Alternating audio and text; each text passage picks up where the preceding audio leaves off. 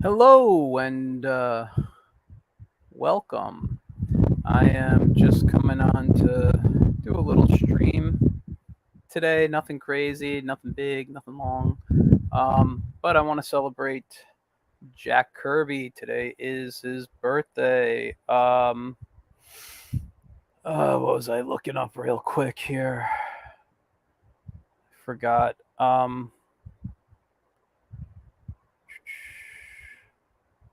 When was Just give me 1 second to get a few things. I'm waiting for some people to pop on. Might have a guest or two come in. But today he would have been what, about 105? Um, so I wanted to talk a bit about this guy and his influence on me as an artist, um, as a as a cartoonist, as just a storyteller in general. Um, there's a reason this man is called the King. I am such a fan. I'm sorry, I'm on so many different screens here and whatnot. But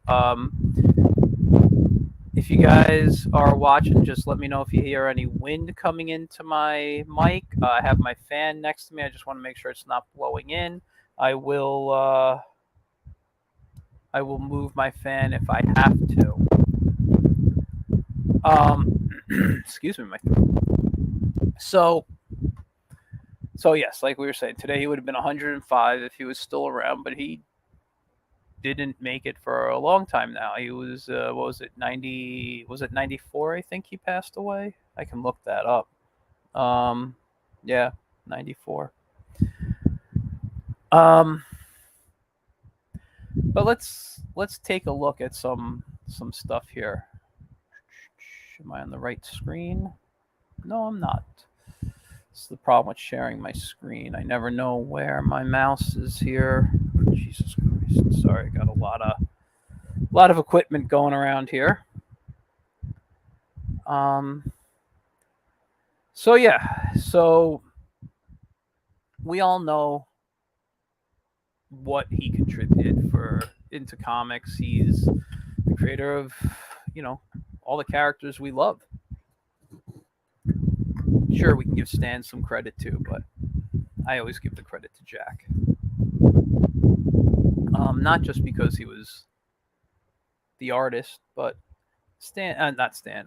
Jack really did the work, in my opinion. He was the one who created the characters. He plotted out the stories. I'm sure he even wrote dialogue to stories. I mean, he did it all, and he was a workhorse and just pushed art out constantly. Now, I got a couple of books here that I pulled out that I just like to look at. That, Jack Kirby's New Gods. Was always a big fan of that. Actually, I don't have my copy close at hand, but one of my favorite characters he created for DC was Etrigan the Demon. So that's one of my favorites from Marvel. We're going back old school. When did this one come out? Let's take a look. Does this have a copyright date? I don't see a copyright date, but this, I should have one here. Maybe 87 or so. The Marvel Masterworks, one of my favorite books. I love the old school looking X-Men and the style that he was doing back then. Or style he did in all of them. I mean, I just love that. This one's got a little tear in it, but Fantastic Four. More gorgeous work. Oh, this is when they meet the Submariner. What a page to turn to.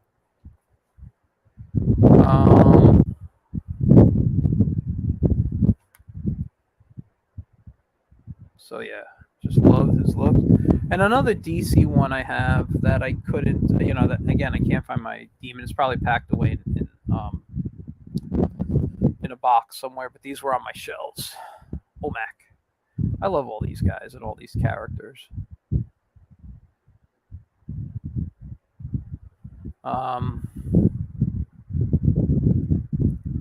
It's fine. Just love all these looking imagery here.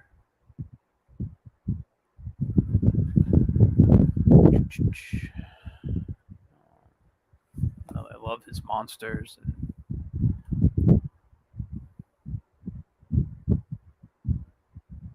Just love all this here.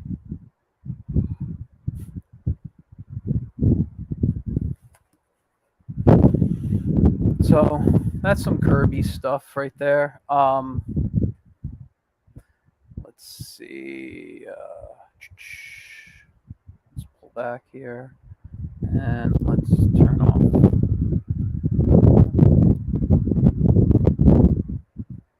Bring that up. So I thought maybe I'd draw some Kirby-esque characters, but it doesn't have to be his style. I'm fine with my style. Let me just see something real quick. I'm waiting on a text back, see if we have a guest coming. I'd love to announce it. Let's see. I sent that at 10:50. He wrote back at 11:40. It is currently 11:59. All right. Well, all right. Let's see if he pops in. So I guess since I said I like Etrigan, maybe I should start with him.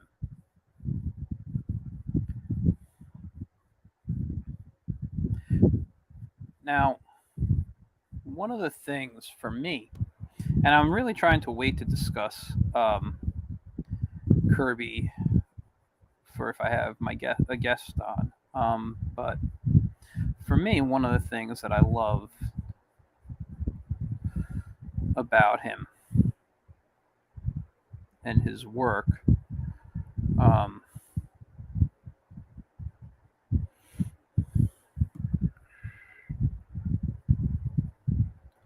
it's been a while. I kind of need to look at a picture, I think, but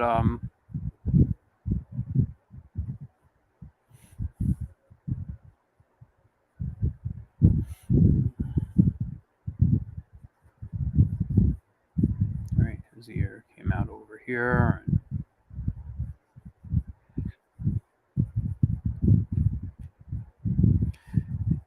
His designs, when I was younger, you know what I'm going to do? I'm going to look up the picture because I feel like I'm getting his face kind of wrong. Give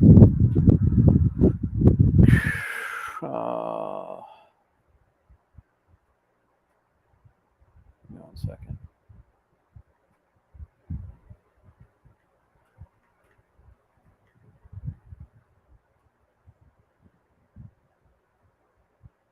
Images. Sorry, I'm just pulling it up on my phone. So, yeah, I don't know where I was going with this here. Let me erase what I was doing because I don't like the way that was looking, and it was a little different than the way I want to portray him. It's been a while. Like I said, it's been a while since I've seen his face there. So, excuse me.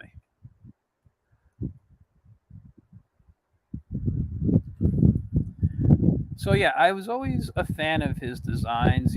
As a kid, you don't realize kind of what you're looking at. You knew it was something different and something probably a little more special in there, but you didn't realize what the difference was when I was a kid. I just knew it looked different. And I've just always loved his designs more than most. This is going to look really terrible with this body here, but let's see if I can fix it.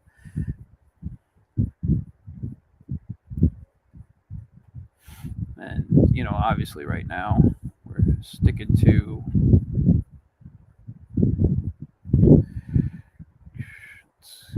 this here. DC, I'll eventually move over to what do they call it there? Marvel characters. I saw a comment. Good morning, Jessica. So let's let's see. His belt will be like this over here, and yeah, we're gonna.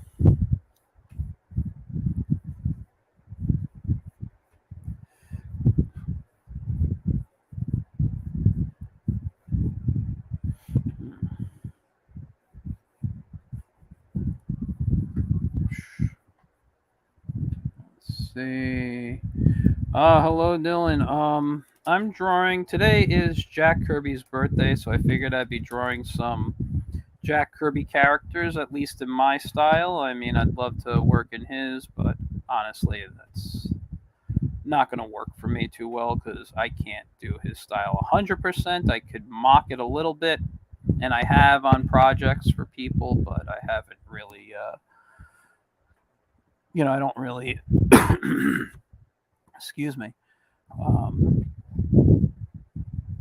do his style perfectly. But there is some. Excuse me, throat today. Let me have a sip of water. His style is something I love. So this is Etrigan. All right.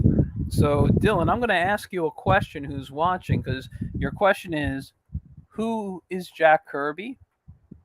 I'm going to ask how old you are. All right. I'm not saying anything like you shouldn't know who he is, no matter what age you are. I'm just curious because I want to know. So I can know how to explain. But he was the one who created all the characters that we love for Marvel, like Captain America, Iron Man, the Hulk, the Avengers. Everything was like his creation, Stan Lee gets credit too, but for me it was really Jack Kirby.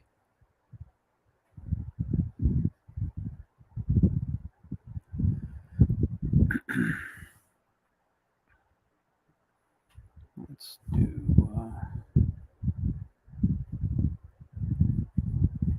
Let's bring his mouth down very far like that.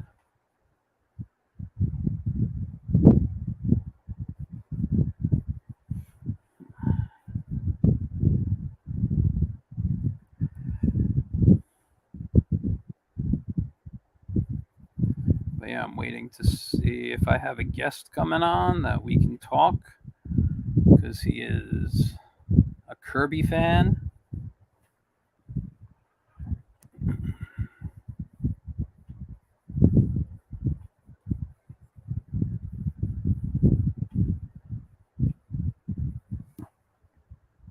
Okay, let's make sure.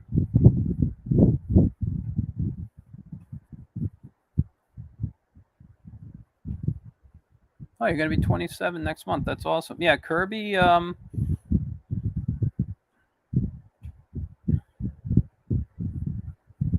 happy birthday early, but Kirby he's considered one of the greats.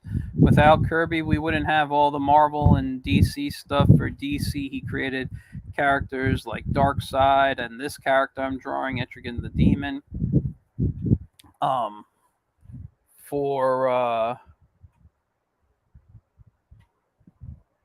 Excuse me. I think I want to lower the belt here. Let's lower the belt to right there. Let's give.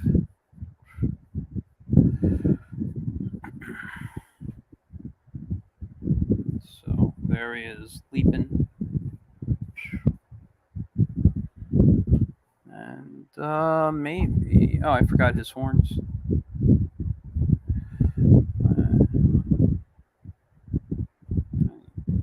Make him a little fat. I like to, have a little chubbiness to him right here. But yeah, that's basically a cartoony Etrigan.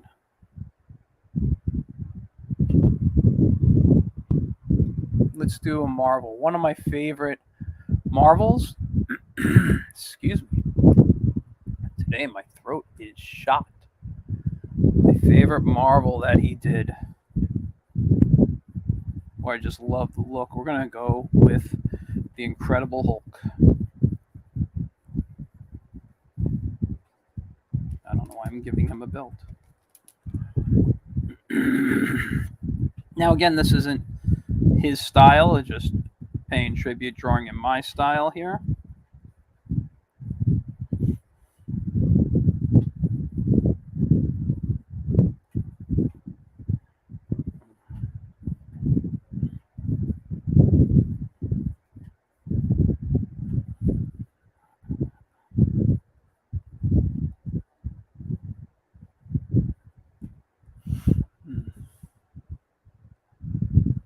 But I'm loving. Let's just give this tag. He drew. Excuse me. I think his first images of the Hulk are some of the best. You know, and not just saying that because it was his creation, but I love just the simplicity.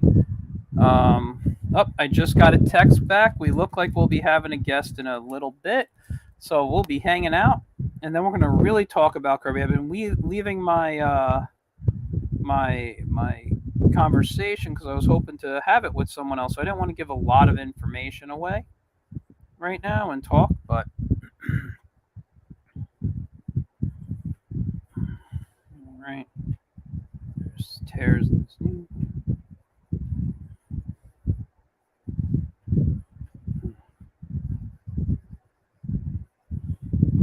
And I do have the Marvel Masterworks where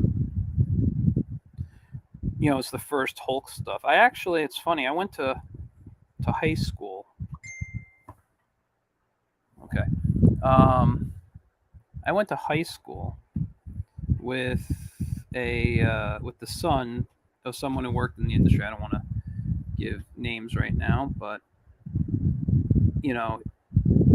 we took Italian together, and while we were in Italian class, sometimes these Marvel Masterworks right here, he sold me for $5 a pop. Now, when these things came out, excuse me, this one was $35, $34.95 when this came out. This Fantastic Four book, and that was back in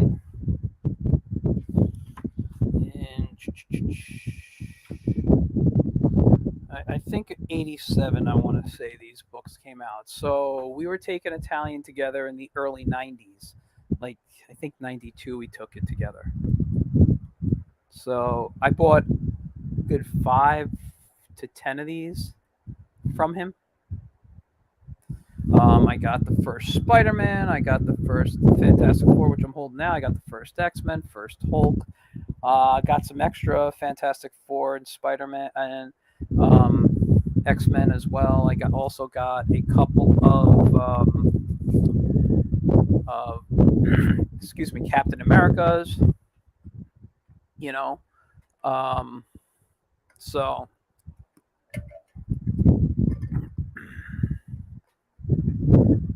I'm sorry about my throat and getting scratchy. Like I said, I had surgery back in June, and I had an issue with the breathing tube that caused me to have a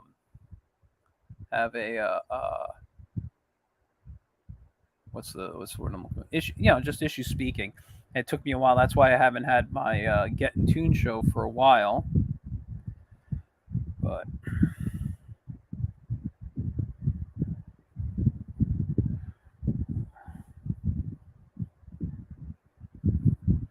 what are you saying there?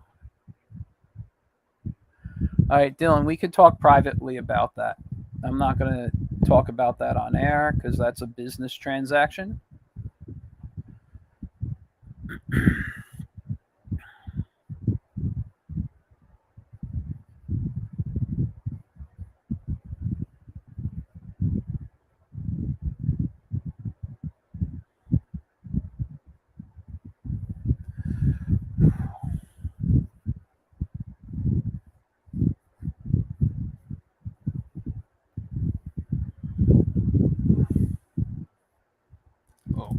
like that. Just waiting for the guest to pop on. We're gonna have fun in a few.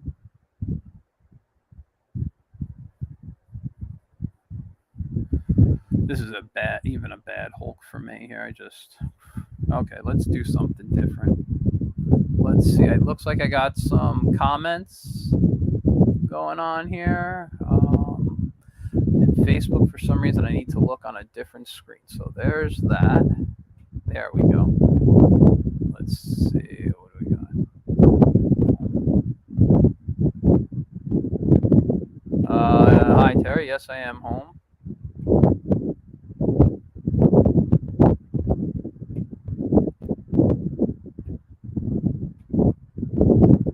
Close this up here. So let's just draw some more. I'm really looking forward to the guest because we can really get into a conversation, have a conversation about Kirby and stuff here. I don't want to go too long today. I have some business calls to make. I know it's Sunday, but still have some business calls to make. I have, and I'm just doodling now until he comes on. But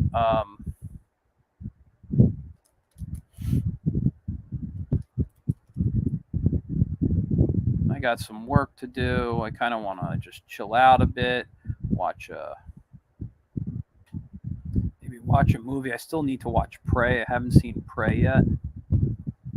I think I want to make the head wider.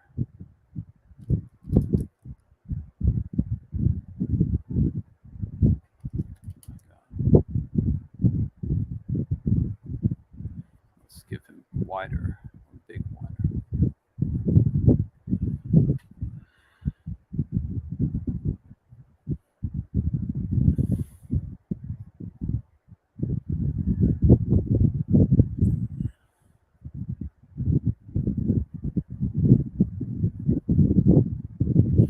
It's a little more Kirby-esque in drawing. Let me lower the brush size here. Now, for those of you who are animation fans,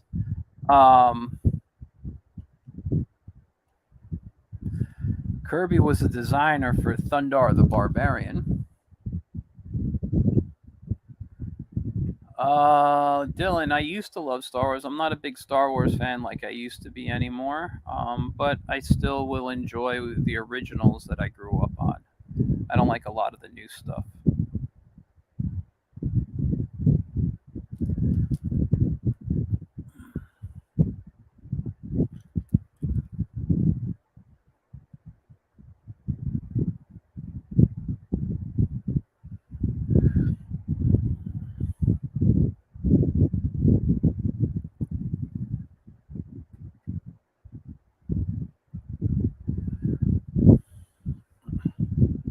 You know, one of the things that I do love about Kirby is he had a way of making monsters and these, you know, very expressive in the eyes.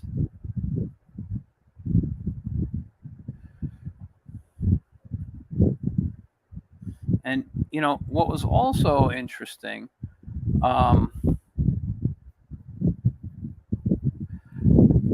about this, I haven't decided who this is going to be. I might just be doodling Dylan. It could be, I could make it the Hulk. I could make it just some kind of monstrous type of character that he would have done.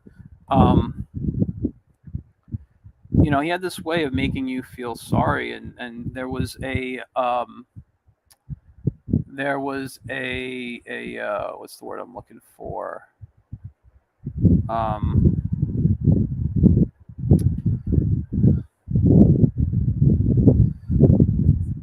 Oh, geez, I am having so many brain farts right now.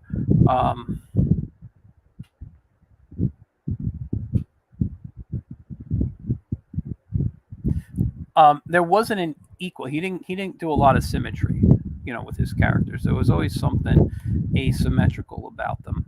which I think is fantastic. I don't like that for hair for him.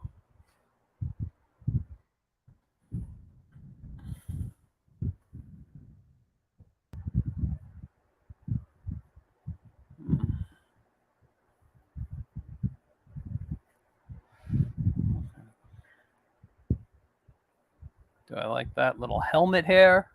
I don't know.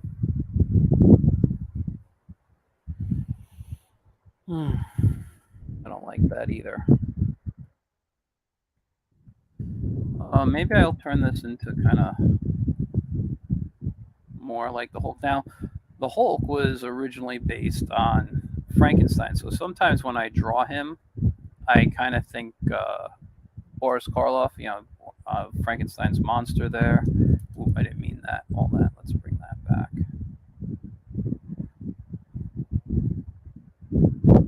So,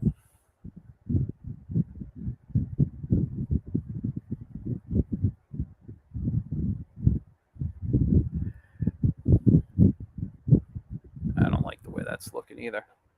I think I might just give him some hair like this.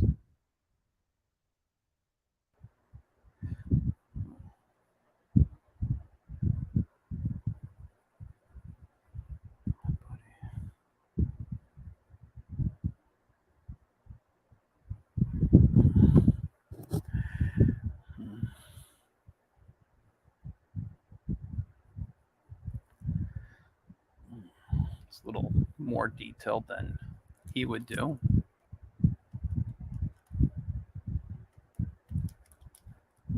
Let's have the neck out over here.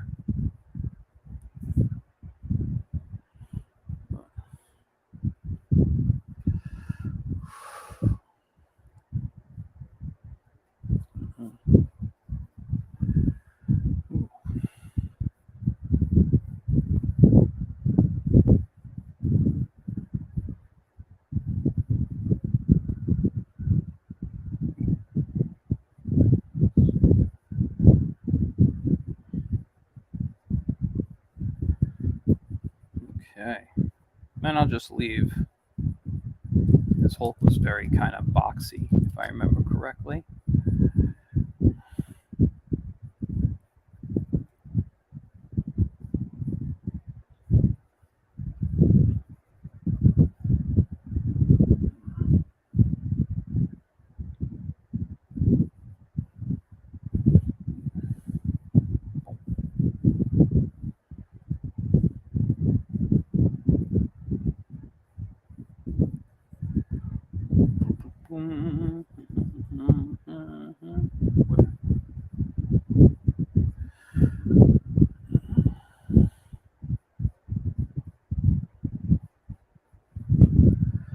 Okay, I'm going to stop that one there because I stopped getting happy with certain drawings. And I move on. I think it's because I'm a little hungry right now.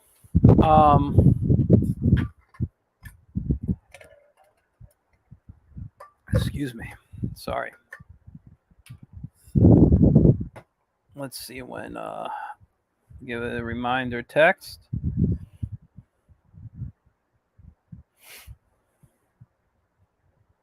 Let's see, that was sent at 12:08. Okay.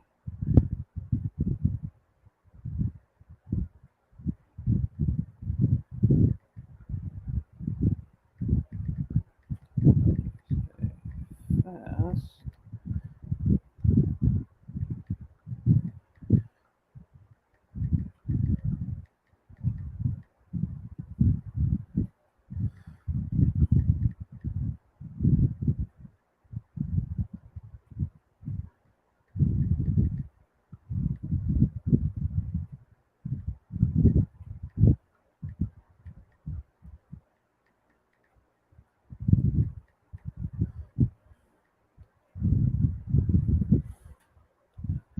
Whoops. What the hell happened there? Sorry, just sent my friend a text just to give him a reminder. But yeah, it's been a guest who's been on before. We're going to have a lot of fun. I'm thinking right now.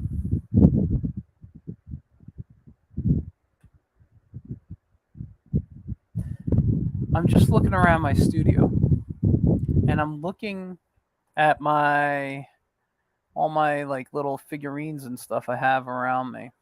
And for as much as I love the Hulk and Captain America that Kirby created, I don't have any figures of them in here. That's weird.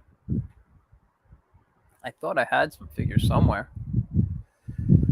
Oh, thank you, Dylan. This is the Mighty Heroes, created by Ralph Bashki. You can look at his cartoons up on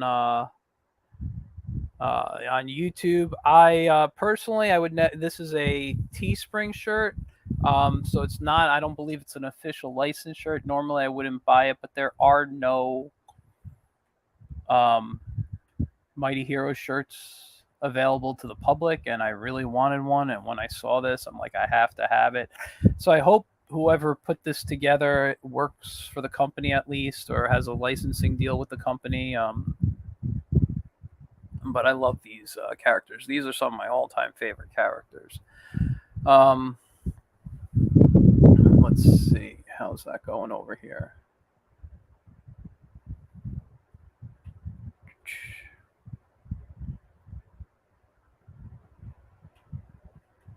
All right.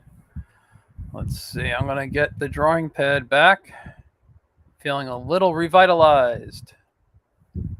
There we go.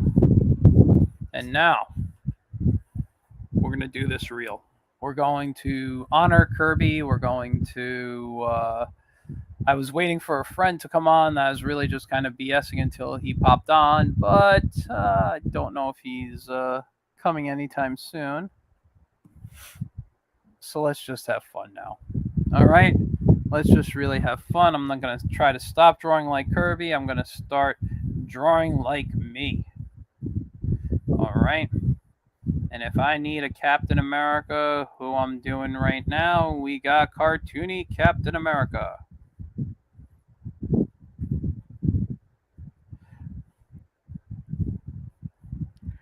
Uh-oh, he's scared of something. Or is he screaming something, maybe? Maybe he's screaming something. Let's put his eyebrows down. And let's make sure we got the A up here. Hey, there we go.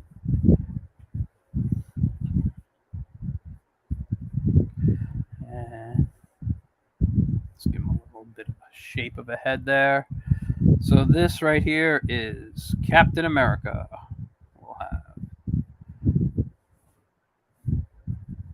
And let's put him in pose. Let's get his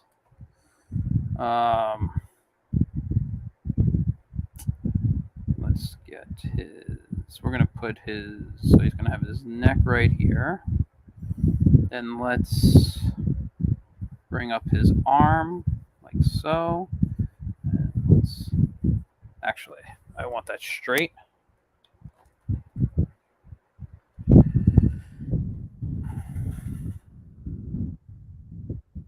Bring that arm down. Bring that like that. Or I love the undo button, you know.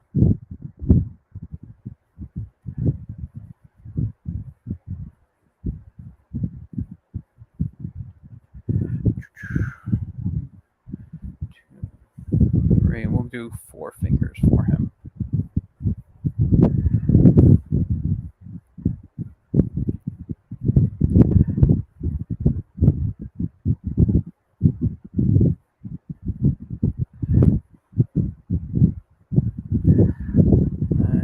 This one here, we'll put his belt right there.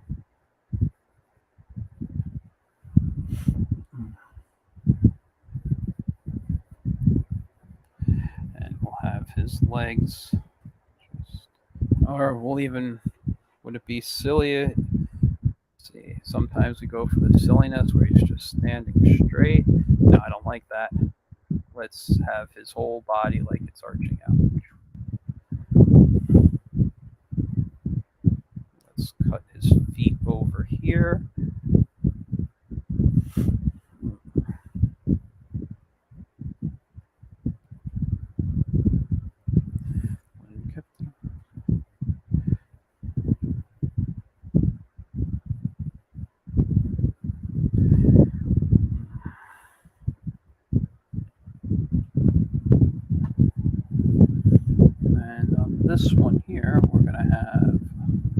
this. That's closed.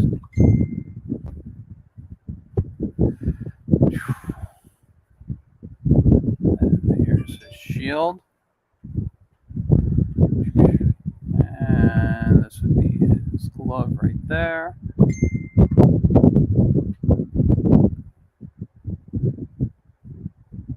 Put in some of this here. These are his uniform scales there, like his chainmail. We've got his shield. And now, there we go. We got Captain America.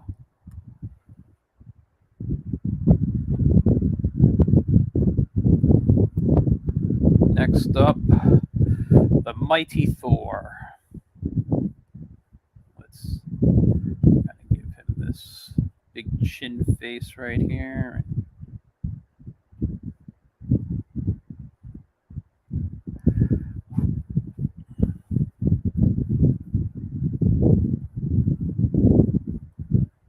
Let's get his little helmet on.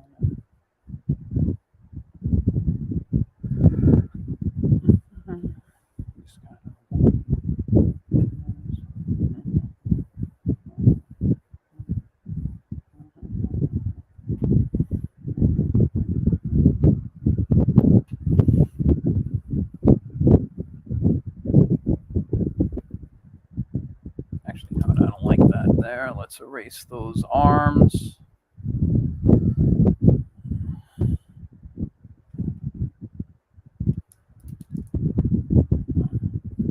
Let's just have his arms just be kind of like that. And this one coming out.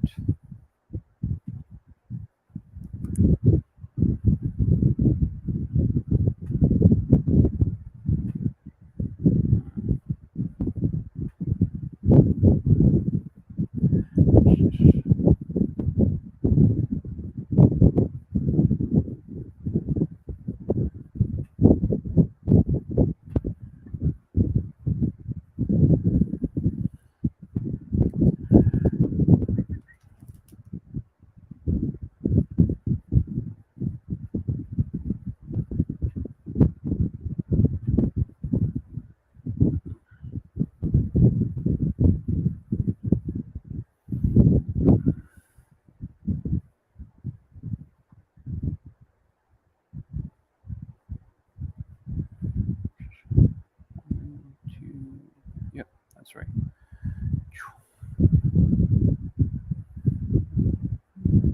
How do I want his legs? Let's see.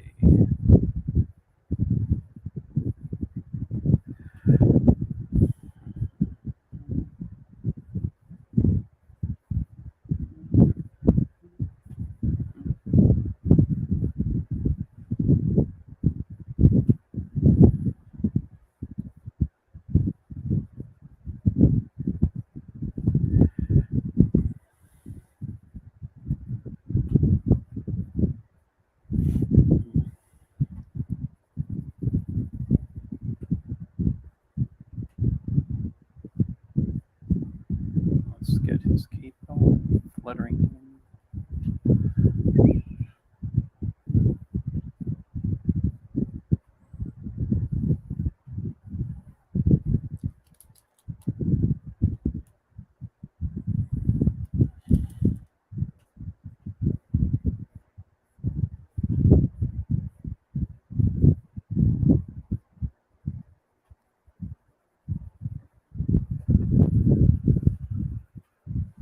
And now we got a Thor, and we'll make sure that, yes, that is Thor. He's got, and he'll be flying over the city.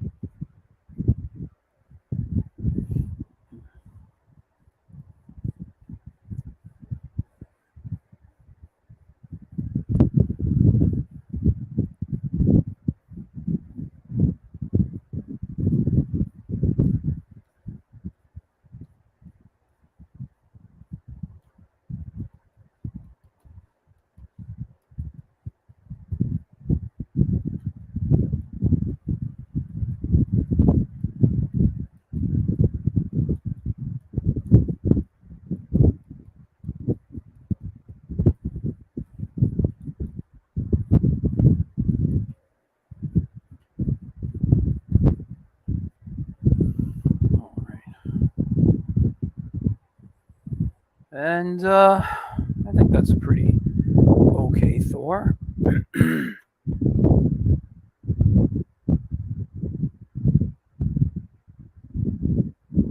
Okay, let's move on to someone else. Gotta get some more water.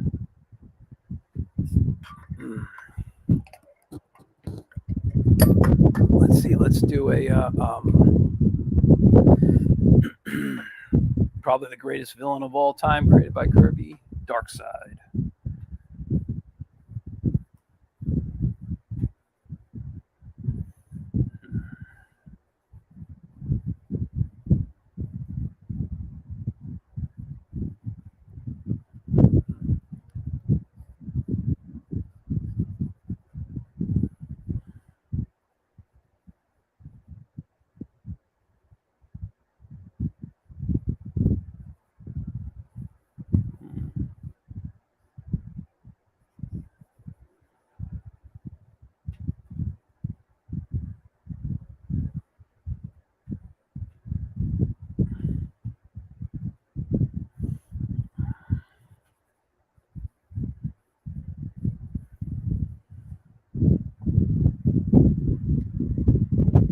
Said, just get his eyes going already, just so we know who this is.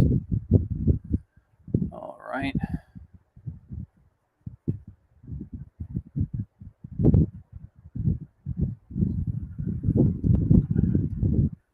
Now let's get back to black.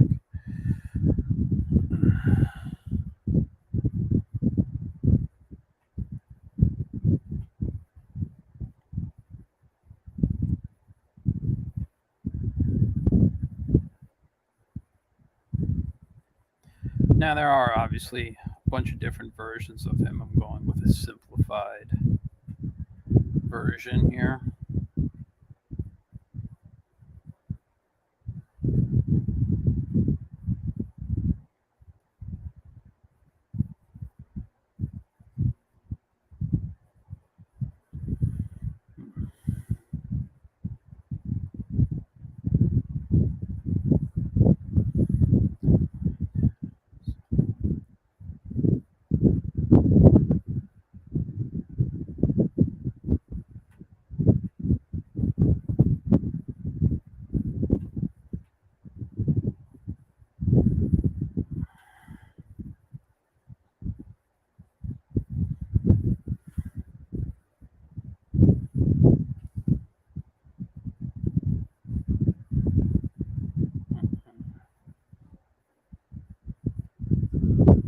Let's have fun with this here. Let's get a little bit of a lighter red.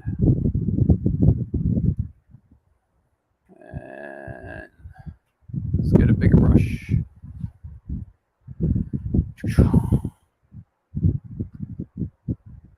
So, how big is my brush now? That's not bad.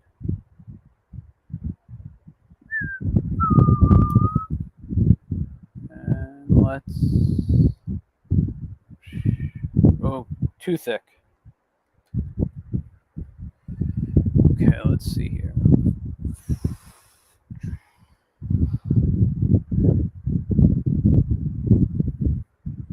There you go. Shooting his Omega beams.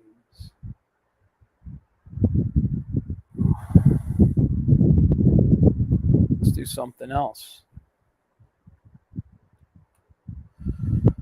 I was doing the demon. I messed that up earlier. I might want to redo him. But you know what? Let's do Marvel's favorite family. We'll do the Fantastic Four.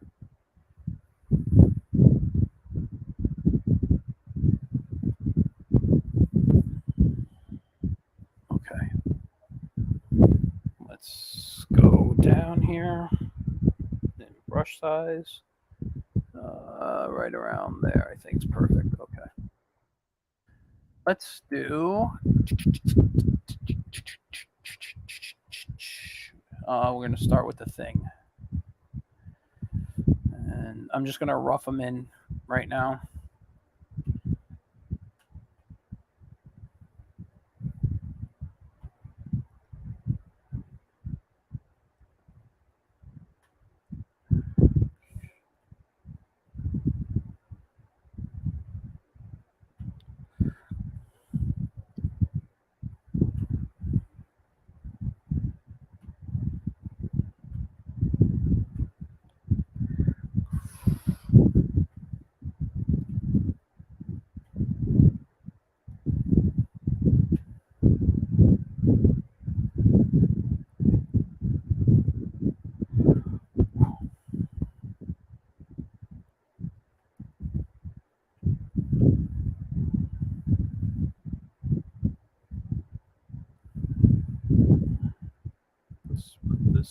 back a bit. Just like coming forward here.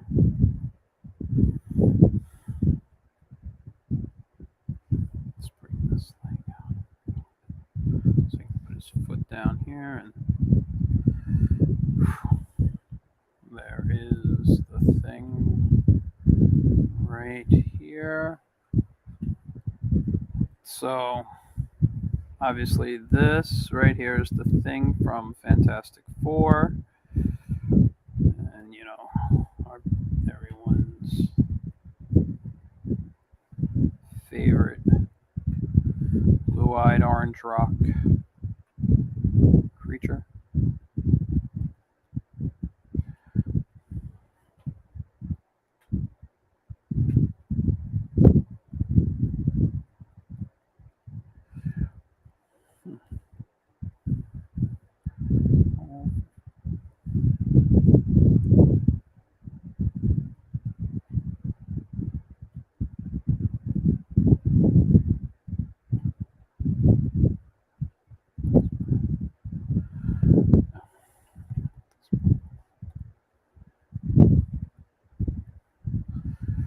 So there we go. Oh, actually, let's just give him the traditional black band right there. Let's get...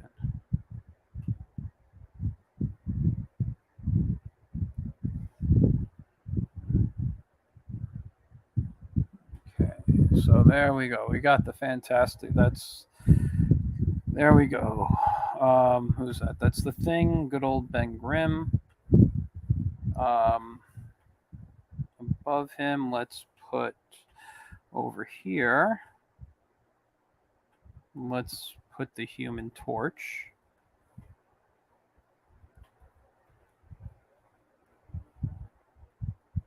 He'll be flying.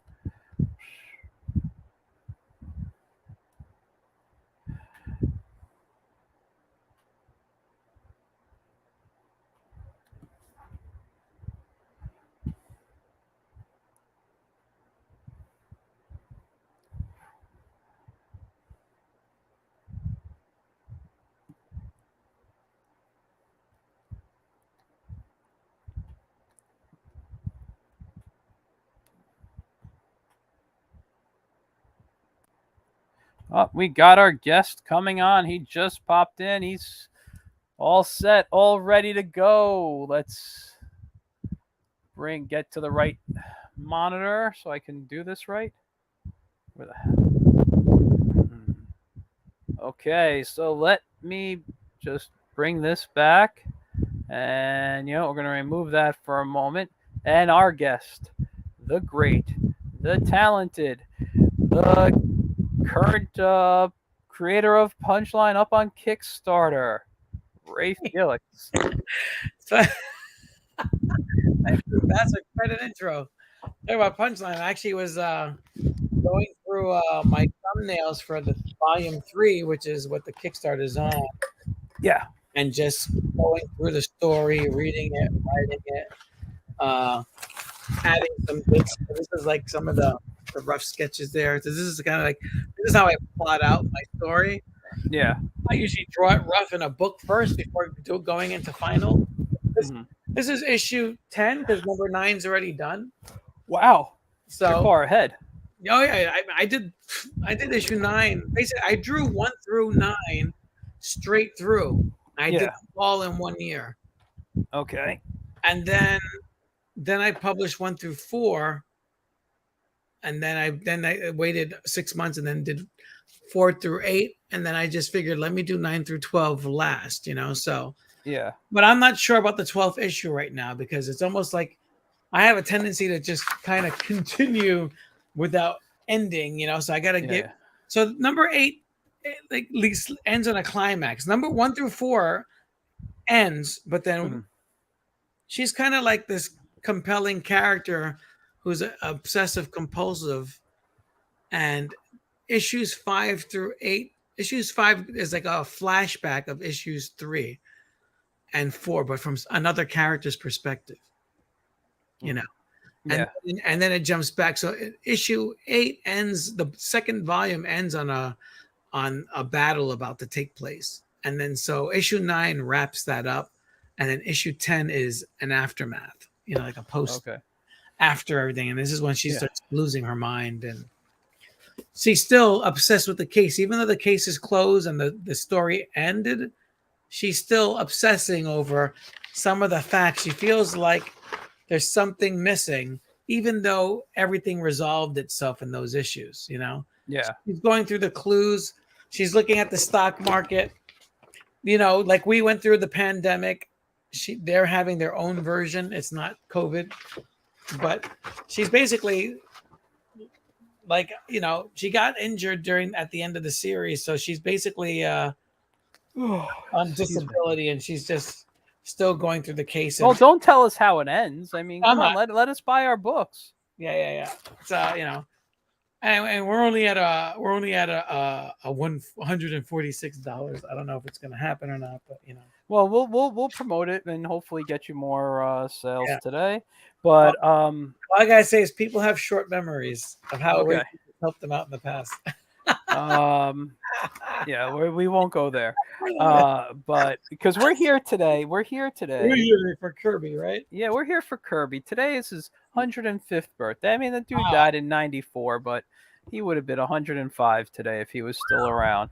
And I was showing some stuff off. I'll show them to you too, Ray, since you weren't here. Oh, you drew my whiz. I love it. Like I have this book here. It's a bunch of Kirby art. Is that Fantastic Four? Fantastic Four. This is the Marvel Masterwork from '87. Yeah. I got that. I also have the Hulk one, but I was only quick enough to pull out the Fantastic Four and the first X-Men one I have. Nice. I got the interviews of Kirby that Tomorrow's did. Oh, really? It's all the Kirby interviews. Mm-hmm. And those are pretty good. Oh, why am I showing my shoulder? Sorry. Okay. I got a nice copy of an OMAC here. OMAC, nice. Love OMAC. I got a collected edition of that Kirby Omnibus. Oh, really? Hard to read though. That thing is so thick. Well, that's the problem with those types of books. Yeah, it's hard to pop a squat and read at the same time. You have a 20-pound book in your hand. Yeah.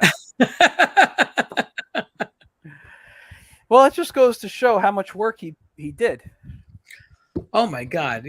I never understood how people would say that, Stan, rest in peace, was the writer, and then that Jack, without Stan, Jack was nothing. I'm like, wait a second.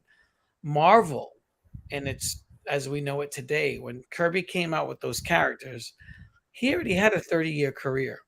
Yeah. Stan Lee was his coffee boy, literally. Joe Simon hired him to be their coffee boy. He swept up the eraser shreds off the floor. He was their go-for boy, he was the gopher. Yeah. So if Stan Lee, was a writer, which I don't really consider him, if he was a writer, he learned from those guys. So he learned. Jack Kirby was the master. Stan Lee was the student. And the student became the master. Yeah. So it's like, it doesn't make sense, those statements. And those people don't even really follow Kirby stuff. They're like, oh, he's not. I'm reading his gangster stuff now, which is in this omnibus. His gangster stories are better than any of the superhero stories he ever wrote. Yeah, I got something like that with, it's a digital copy, but with Ditko. Looking at his sci-fi stuff, that wasn't his superhero stuff. It was just Ditko's sci-fi work, and it's awesome. I mean, I remember buying a digital copy, so it's probably on Comixology or something, and I got it from. But man, that is some of my favorite stuff to go through. Yeah, but, I'm telling you, it's really I mean, people who are making criticisms about Kirby, I never read them. Yeah, because you can't say that the New Gods wasn't good, or the Forever People weren't good, or that the Eternals wasn't good. If you're making those claims, you never read it. Exactly. Or you're just an idiot. Or you're looking at what they've done to the characters in on the screen, because oh, Ray, did you freeze again? Oh no, I thought you froze again. The reason for and I've said this before, but a lot of the Marvel stuff that failed, in my opinion, is because they ignored what Kirby brought to them. The reason, and we've talked about this, the reason Superman the Animated Series succeeded is because they decided to base all tech on Kirby style art. And when Kirby became the inspiration for Superman the Animated Series, that's when it took off. That's when the writing was able to get done. That's when the development was getting better in process. And that led into the Justice League cartoon, to Justice League Unlimited, all this stuff, and it was all Kirby influenced, so much that when they made one of the characters look like Kirby, and it was a Kirby character, Turpin, right? Turpin, yeah, they made Turpin look like Kirby, and when eyebrows. what? With the bushy eyebrows. Yeah. And when his character died in the Superman cartoon, what did they do? They had a funeral, and in the background it was a tribute to Kirby.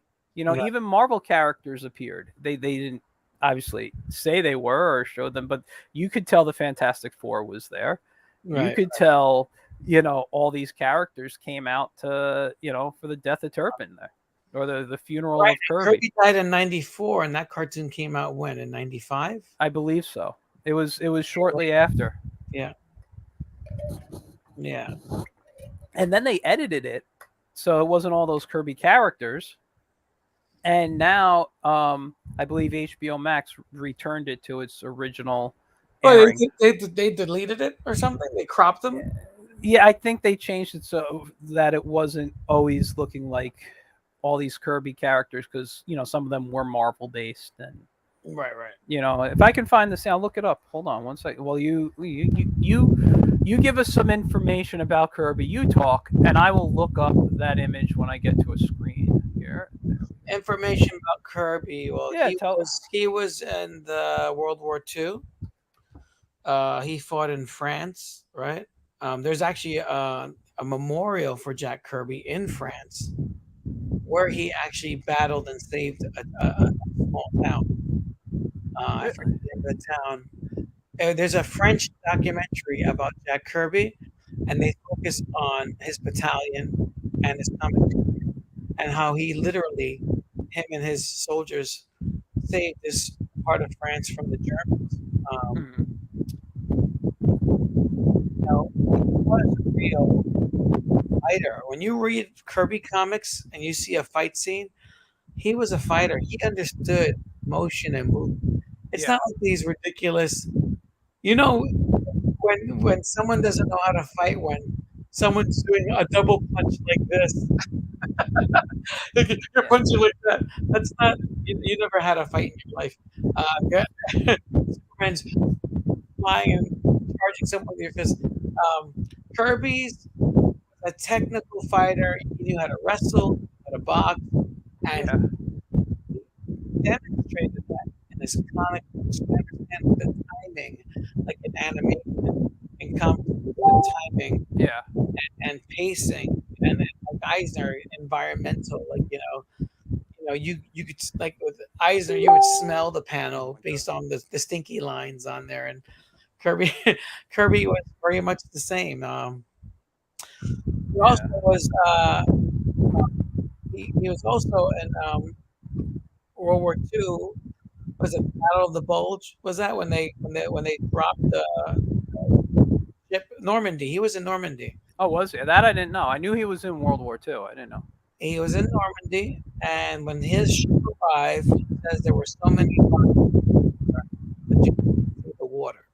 So they were literally climbing over dead soldiers, thousands and thousands. He said over 3,000 dead teenagers, basically. Yeah. So imagine being a young person. But he was not a teenager, like older. But imagine being a young person in your 20s, and you're here to serve your country, and your ship comes in, and you're not the first ship in. So it's not like the movies where they're running off the ship into the beach water, and it's empty, and they're getting shot at. No, his Yeah. ship landed, and they were stepping on bodies of other American soldiers. Wow. That's why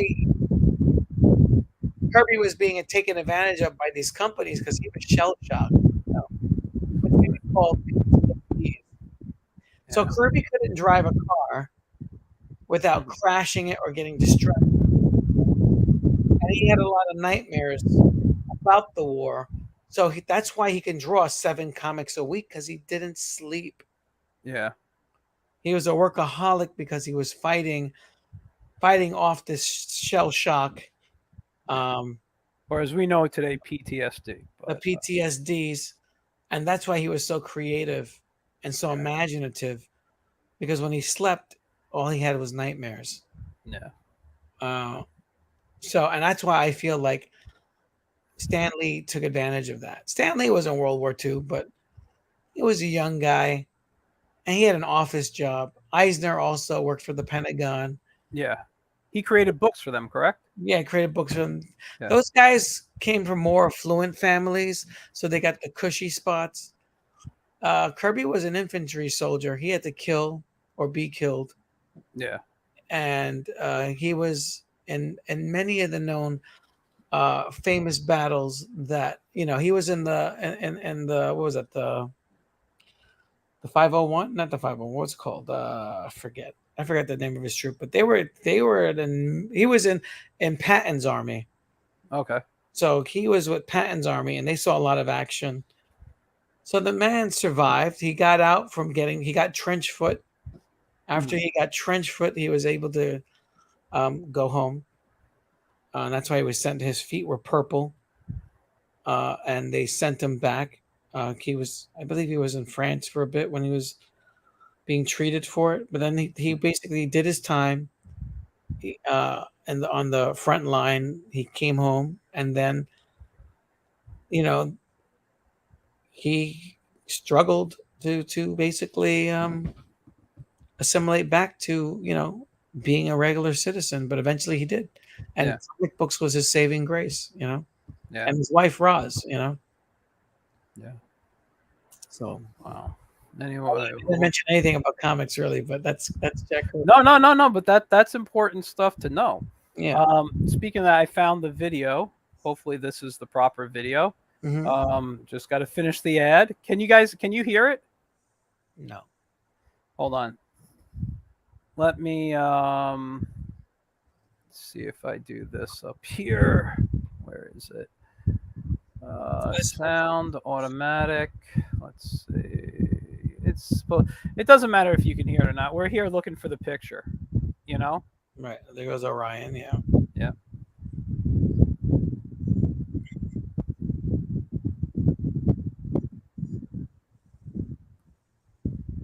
I forgot how good this.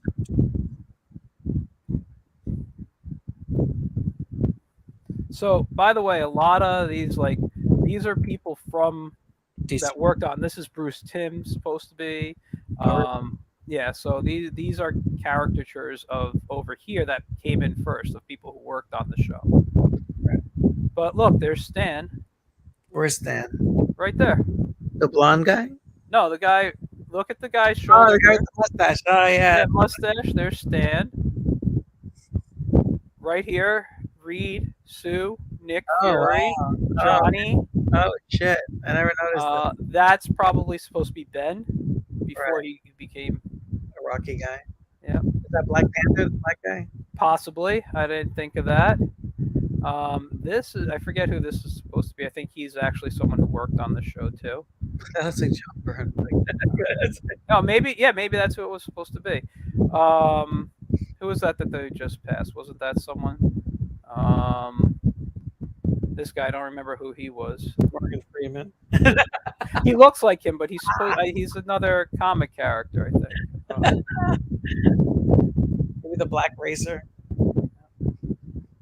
So, just all that right there. I don't know if anyone walking through will.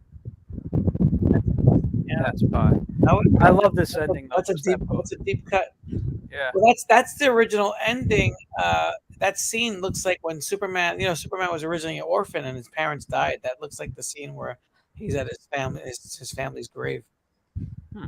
I don't know, good job for and Yeah, then yeah. parents back to life. Yeah, yeah. No. I know what you're talking about. Actually, just speaking of stuff like that, Those are orphans. That's ha- I feel is that that's your computer going off, right? People are messaging you. I keep thinking it's me. yeah. Um, Yeah. no, actually, there's something really cool I got to send you, and we'll get back to Kirby in a moment. But um, there's this guy on YouTube that tells like classic stories of um, what do they call it? Of like golden and silver age heroes, right? Right. And I know you got this Batman thing coming up. Oh yeah, just That a you week away. mentioned. What? Just a few weeks away, about 2 Yep. weeks away. Yeah, Um, and it's it's coming. the history of Batman and how the original Batman is dead, and how there are no other Batman. All the other Batmans are from other Earths, like the original Batman. And it's interesting what he does. He followed the comic line. So you remember back when DC started doing like the Crisis story and stuff, like Mhm. to combine the Earth. Um, Before that, there was a Batman. He was the original created Batman. And in that story, it was the Earth 2 Batman technically is the original Batman, you know? Mhm. And in that you got Nightwing, not Nightwing, you got Robin who grows up and wears that older Robin Earth 2 costume, right? Mm. And he has a relationship with Bruce Wayne's daughter. You know about these Yeah, stories, right? Helena. Yeah, I never Helena. heard of Yeah, this story. yeah. And Heard of this story? No. but at the end of that comic run, however it ran, I got to send it to you because I don't know if I'm having it in the right order. But at the end of that comic run, Batman dies.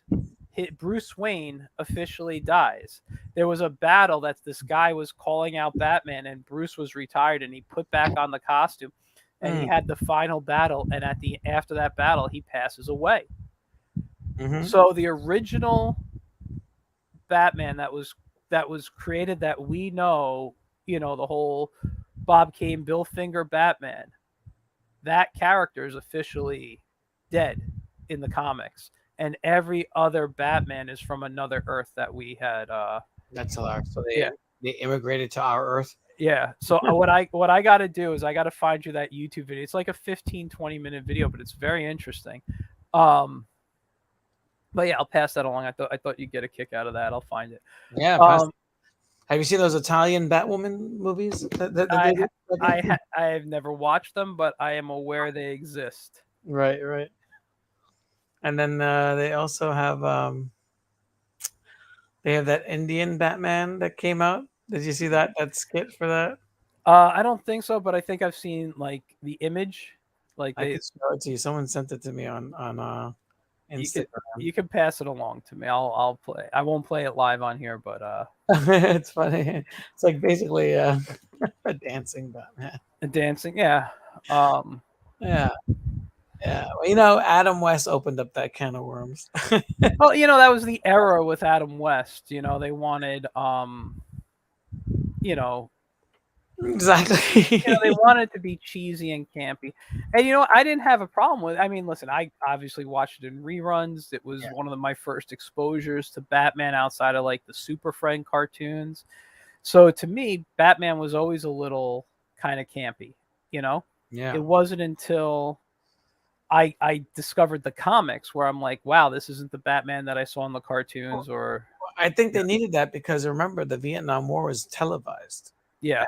And so most people, Americans, were watching Vietnam all day on TV, and they needed something to get their mindset away from that. So Batman was funny. It took your mind off of this oppressive thing that was dividing the nation. Yeah. So I Hold mean, on. that is the age of variety shows. I mean, they even had that Super Friends variety show, right? The live action thing. Yeah. Yeah. And people, say, "Oh, this is terrible," but in context, variety shows were quite common on television. You had like Lucille Ball, Bob Hope. Yeah. Oh, you had everyone. The Brady Bunch, the Osmonds had it. Yeah. Then do you remember that they used to have the Olympics, the sitcom TV Olympics? I miss those. What were they called? They were called the All Star something. I can't remember. Yeah, you'd have the TV show, the Brady Bunch versus like Good Times or something like that. Yeah. I don't think Good Times was on there, but it was all like the network. It was ABC networks. All the the ABC network star. What was it? Something like of the network stars. Battle of the Network Stars. Battle of the Network Stars. Yeah. So you had like Love Boat and all these other shows. Yeah. Why does my phone keep going off? I just sent you the Batman YouTube video. But you can watch it later. It's 16 minutes. Yeah. Home Alone today, like Macaulay Culkin, because family went to see an air show, and I was not interested in watching a bunch of planes. Yeah, no, I got some business calls later to make and stuff. My wife's out today, so I'm home alone as well, except for the cat. Yeah. But I used to. I've been up since 7 o'clock just making phone calls. I've been actually preparing for the Bronx Hero show that's coming up. Yeah, that's going to come up in a few weeks. I was trying to, work with the ladies that are the new women in comics. A lot of them are busy, so looks like headlining a lot of stuff. That wasn't my intention, but so we have some people. We have Dan organizing panels. We have Rika. She's going to be bringing some Japanese manga artists, some official. Cool. That they live in the States. They're going to come through. It's going to be an interesting thing. It's going to be a free event in the Bronx. And this is the Bronx Heroes that's happening on the 27th? 29th, sorry. You and I are at the same spot. Listen, I woke up at 4:30 in the morning. I went back to sleep. My cat woke me up to feed him. I went back to sleep, and I've been awake since 7:30. Yeah. And then we're doing also a Halloween party, which we finally established yesterday, at Bronxlandia. Bronxlandia is an old train station in Hunts Point that's been converted to an event space. Oh, interesting. And it's cool. I mean, it's like almost like the Bronx 5 Points. I don't know if you've ever been to the 5 Points, but no, I don't think so. 5 Points was like a building in Queens that was covered in graffiti. So this is like an old train station from like the 20s, and they're gonna start renovating it and restore it back to its original luster. Oh, nice. Right now they have some old school graffiti artists from the 80s and stuff, and these people are in their 50s and 60s, and they're painting up these things. So we're gonna throw a party in there. After the convention, so we're going to do like an after party thing. Awesome. And it's going to be its own event, so it's going to have its own set of vendors separate. We're going to be working with JC, who runs the Bronx Con. There's another Bronx convention. Yeah. So the Bronx Con and Bronx Heroes are getting together, and hopefully we might have Ivan Velez. Hopefully, I mean, he hasn't committed yet, but to do some like drawing stuff there too, like with some cosplayers, like a drink and draw type of deal thing. Oh, cool. So we're trying to do a bunch of different stuff, and have fun doing it. It's my wife. So we put on silent. That's the one you do it to. I love her. But so it's like I'm like this. And then I start a new job in 2 days. So we have Batman, the Batman Day show. We're gonna have Athena Finger, and that's gonna be free, open to the public. It's a gallery event. You're gonna have some of the art there, and then we have Chura Van Eden's art and a bunch of Dan Barrington, and then we have Larry Stroman, like a lot of people that worked on Batman. Yeah, that's going to be there. A bunch of stuff. It's gonna, and then the Women in Comics Bronx Heroes show. So yeah, and then the Bronxlandia after party Halloween show. So, and that's how I'm going to close out 2020. I mean 2022. I don't know if I'm going to do another comic convention anytime soon. I don't know if I'm gonna do any I might be doing New York one. Comic Con. No, I won't be doing that. I'm not going to New York Comic Con. I want to, but it's just like it's such a chore, you know. There's a pulp show going on in New Jersey in November. Mm-hmm. The people who published this book, Bold Venture Press, they put the show on, Mm. and it's all about pulp heroes. Right. So I'm thinking of doing it. I gotta see if I have enough time to finish up some prints of pulp heroes that I could sell. Because I'm not going to go and sell this book because they're putting the show on. They're going to have the book at the table. If people want me to sign it, just bring it up to me. It's okay to have two. I always think it's good to have two tables. I used to do Artist Alley at New York Comic Con and Small Press simultaneously. Well, no, that's different. If there were a bunch of, but this is you know? this is the publisher. So the books are. I don't want to fight with the publisher, like in the thing for sales. But if it was another artist, I totally would. If you're buying books from them to promote them, I think it's more exposure. Yeah. It's good. Yeah. It's a good thing, So we'll see. But I might do their show. I'm still waiting to hear back. I'm trying to get them to come on to my Get in Tune so we can discuss not just the Zorro book, but the Pulp Con and all this stuff. And Zorro's great. I love Zorro. Zorro is my favorite character. So did I ever show you my Zorro strip from France? Yes, you have. Last time when we went, like 2 or 3 times ago, but when we were off the air, you gave me a tour. But yeah, no, it's. I've taken down most of the Batman stuff, so now it's the Edgar Allan Poe room. Yeah, I want to get a Batman piece. I like the Batman piece. I did that the other night when we were talking. Those are my piece I held up. Batman.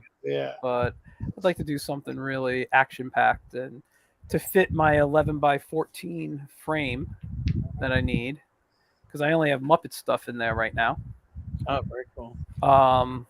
The Muppets are hot, man. Yeah, I found it's actually funny. Let me get it. I'll show it to you real quick. Hold on. A friend of mine. Hold on.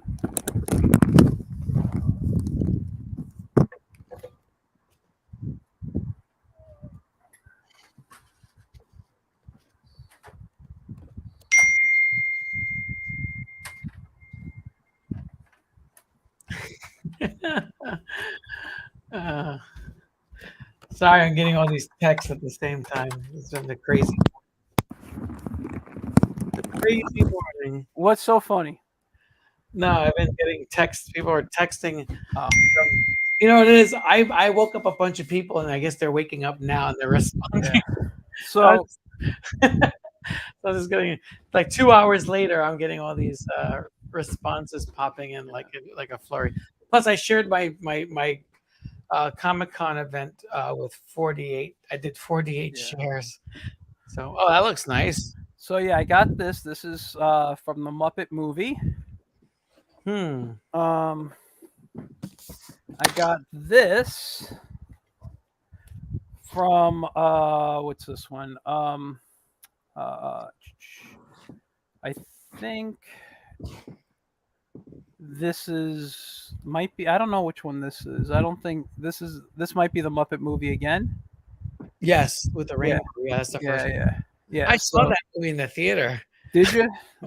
I think I was in kindergarten or first grade. I don't remember what year that movie came out. I don't remember. 79? Yeah, something like that. I think I was either in kindergarten or first. I remember seeing that in the theater. Interesting. Yeah, I was like blown away. Yeah. I'm sorry. This is a piece. I had another one, but this is a piece I found that I did that's falling out of the frame. I might be able to. It was just a suicidal. Not that I was suicidal, but was just trying to. Yeah. Who drew that? I did. Oh, cool. This is back in early 2000s, I think. Oh, nice. So, but now I just realized I have a frame. I don't have to destroy the Muppet frame. So whatever fits in this. Go for it. Where's my ruler? Here it is. Let's see. This is the Kirby book that I got. This is Oh, without. I've seen that one. Yeah, I've had thoughts of picking it up. They had it on sale at Newbury Comics. This is the sleeve. I take them off because I don't want to damage it, even though Yeah, the yeah. sleeve is designed to. I do the same thing. Yeah. I mean, it's the jacket is to protect the book, but Americans are like the reverse. Yeah. But they have everything in here. They have the OMAC. If you see the sleeve, let me put the sleeve back on. It has a ton of stuff. It has like the OMAC that you showed, the Demon. The Demon was such a good story. I feel like when I read his stories, I feel like I'm watching a Twilight Zone episode. He was a damn can see good that. writer. Yeah. A damn good writer, Even Commandy was. People were like, "Oh, he just ripped off Planet of the Apes." It's like, no, he expanded on Planet of the Apes. Yeah, yeah. Planet of the Apes is kind of limited. This guy put like lions and all that stuff. So they have Atlas on there, and the Losers, and then the Mob story, yeah, and the Days of the Mob, which are really good. Spirit World is like a horror. I mean, this guy did everything. I mean, look at all they got: Sandman, Cobra, Manhunter. Everybody's in there, and this is a great book. So I'm just breaking into that. This one, I bought the Fourth World book too, and I didn't realize I already had it, but in the smaller versions. Yeah, yeah. The big one. That's nice. So I already read most of this book before I even bought it because I already had it. I didn't realize. I gotta get the Fourth World stuff. I mean, outside of the New Gods book I have there, I don't have any of the actual Fourth World stories. Yeah, they're good. The Jimmy Olsens are good too. That's an underrated character. Yeah. It's a shame that Zack Snyder had him killed off because they don't really understand the premise of the importance of a Rick Jones or Jimmy Olsen type character. No, I agree with you. Archie Andrews, they're all the Archie Andrews. Yeah. And then this is the Eternals one, which is really good too. This one's really good. Yeah, well, though that's the good version of Eternals. Yeah, I mean this one's. And I've been finding a lot of connections. I don't know if you follow Comic Swipes, but I'm on Comic Swipes on Facebook. I don't go on it all the time, but yeah, I belong to the group and I pay attention some days.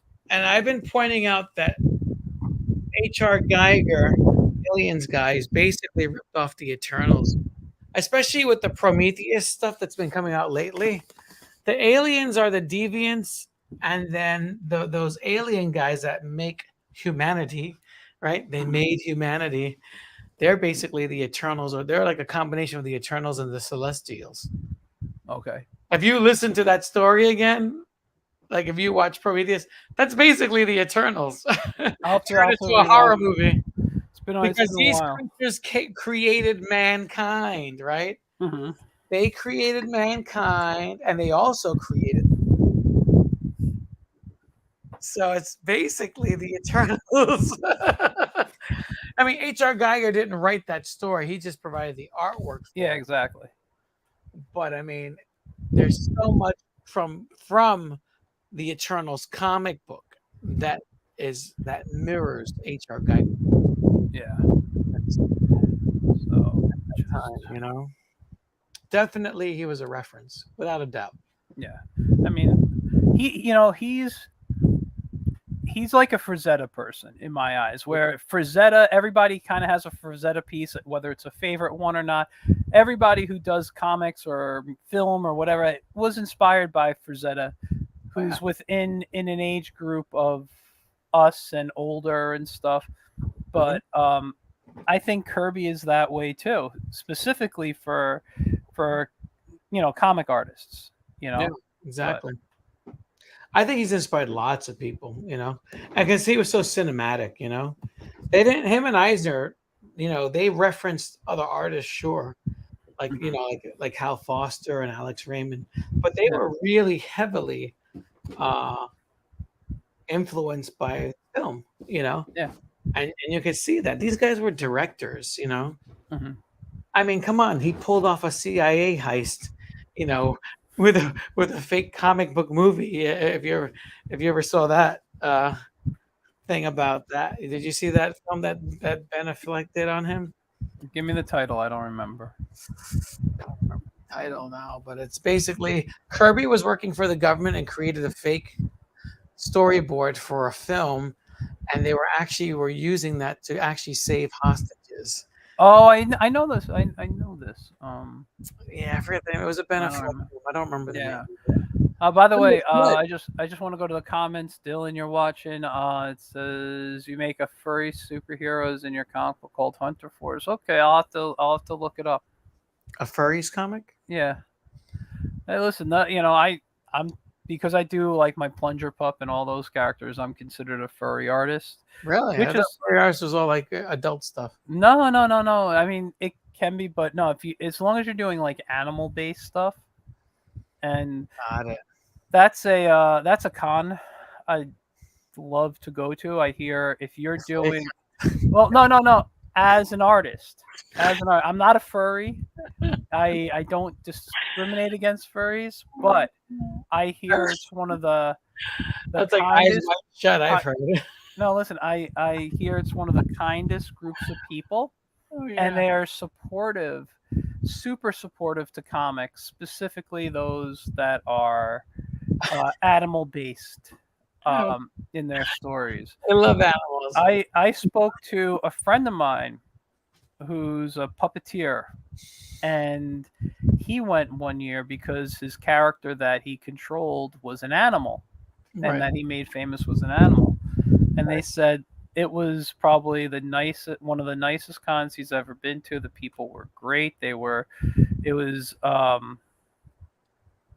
was, Eye opening. yeah. No, he said it was a really nice time. Liberating. Yeah, him and his wife both said it was a very nice time. That's cool. So We need more cons like that. yeah, and I have my new little collection of my little Captain Americas.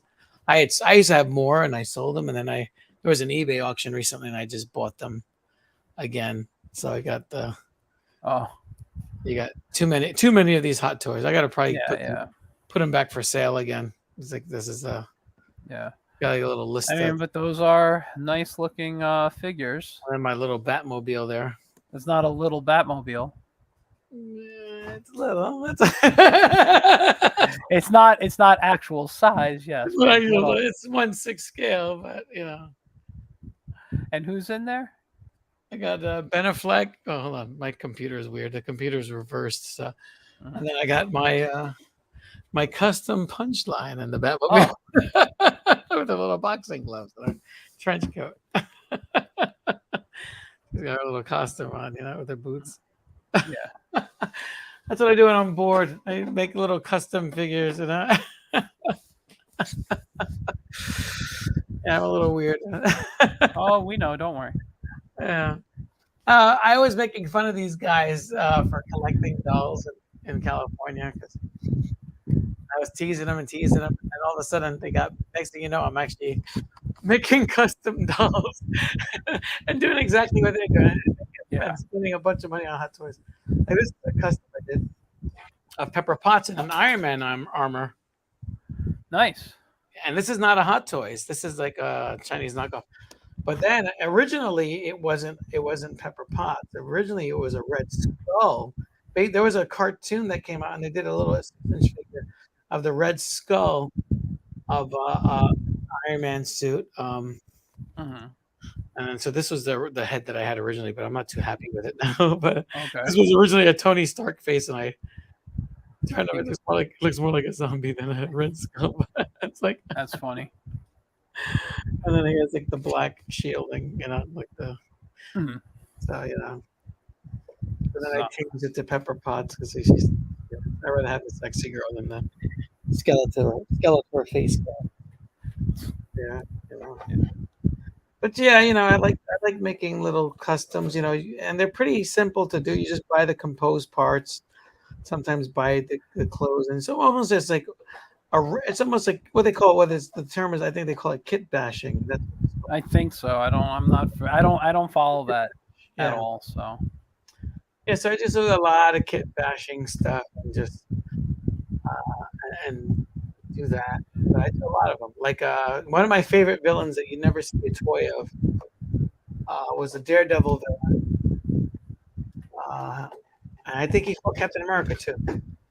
It was Nuke. Okay. Yeah, I always thought he was more of a Captain America. Yeah, they tried to call him the Captain America of Vietnam.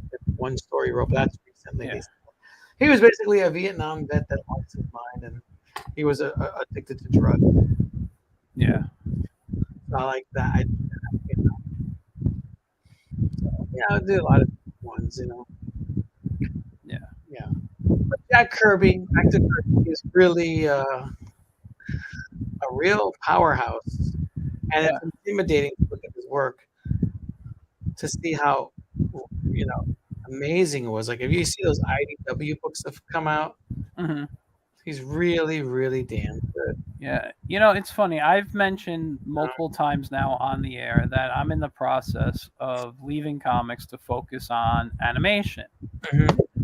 But I will pull up the two things. One, I will pull up anything Kirby has done, Mhm. and I'll be inspired to start making comics again. Right. He has that effect on me. I can't say anyone else does. Maybe Eisner would, just depending what I'm looking at, depending on the type of comic I want to do. But if I want like action, heroic type of stuff, I look at Kirby and I'm like, Yeah. I wanna just sit and just knock off pages all day, like Yeah. but the other thing is yesterday I was watching on Tubi the Image Revolution documentary. It was about how all the Tubi? guys on Tubi, the site, right? I've heard of it. Yeah. Yeah, it's a free streaming service. Yeah. Um, It's kind of like Freebie and all those other ones. yeah, yeah. But they have I think it's called the Image Revolution, and it was the documentary about how Image Comics was formed and stuff. And it's still a different time all that happened. Because when Image started coming out, I think I was in ninth or 10th grade. The books. What? Really? Yeah, dude, you're 2 years older than me. It shouldn't shock you that much. Well, I They guess came out in what, 92, right? Yeah, so I was a senior in high school. Yeah. Yeah, so I was in 10th grade. Yeah. And I remember that. I was like, these comics suck. yeah. And I was like, who wants to pay for these things? But their story is so just inspiring. Even though they had their pitfalls and stuff, it was just such an inspiring story about how everything came together that you're like, I kind of want to make comics again. I'll tell you something funny. When the Spawn movie came out at its height, I remember my cousin worked at DC Comics and he was on his lunch break, and I think I didn't have a full-time job. I was mostly a college student. Mm-hmm. Starting college, it was my first year, and I was such a ball buster, just being from the Bronx. Yeah. So we're on this line for people to get their Spawn #1 signed. I think he was at a Virgin Records or Tower Records or something like that. Okay. And me and my cousin were just bored. We just went with him because I wasn't really a Spawn fan. I do love Spawn, though. I think he's a great character, but I wasn't a fan of the comic book. But they were just waiting online, and there was like thousands of people online. And you know what I started doing? I started screaming, "Todd McFarlane stole Spawn from me. I'm the original artist." Oh my God. Because I was about to go to class, I had my portfolio, and people were like, what? And then I used it as an opportunity to start artwork and the thing. They're like, where's the Spawn? I didn't have anything Spawn. I was just showing them my artwork. Jesus Christ, man. And what, did they get upset with you after seeing, like, you're not Todd McFarlane? No, just like, I was just joking. I was just getting at people looking at the portfolio. Yeah. That was a joke. And then my cousin was like, he went back. I guess he waited on the line and we left. Then I guess he had to go back to work. Yeah. And I went to class, but I was just such a little ball buster. Oh, I could imagine. Like pranking, like I used to prank Infantino all the time, and Oh man. Like when they had a comic book assignment, I'd always give like an adult comic book. I remember you telling me about that. Yeah. I still have all my assignments too. And one was like a Western. There's a bunch of ones that he had us do. Yeah. A lot of people don't realize it, but writing is so important. Oh, absolutely. Who wouldn't think writing is important? It's Because there's a lot of guys out there. You'd be surprised. A lot of pros in the industry can't write to save their lives. I could imagine. I could believe that. I mean, They're they're literally artists. and they're not creative. They just draw. Like give them a script and they can draw, but they don't. They never. There's a reason why they never came out or went out on their own independent because they don't have those ideas. Yeah. No, I know. Listen, I can't even think what I was going to say right now. Sorry.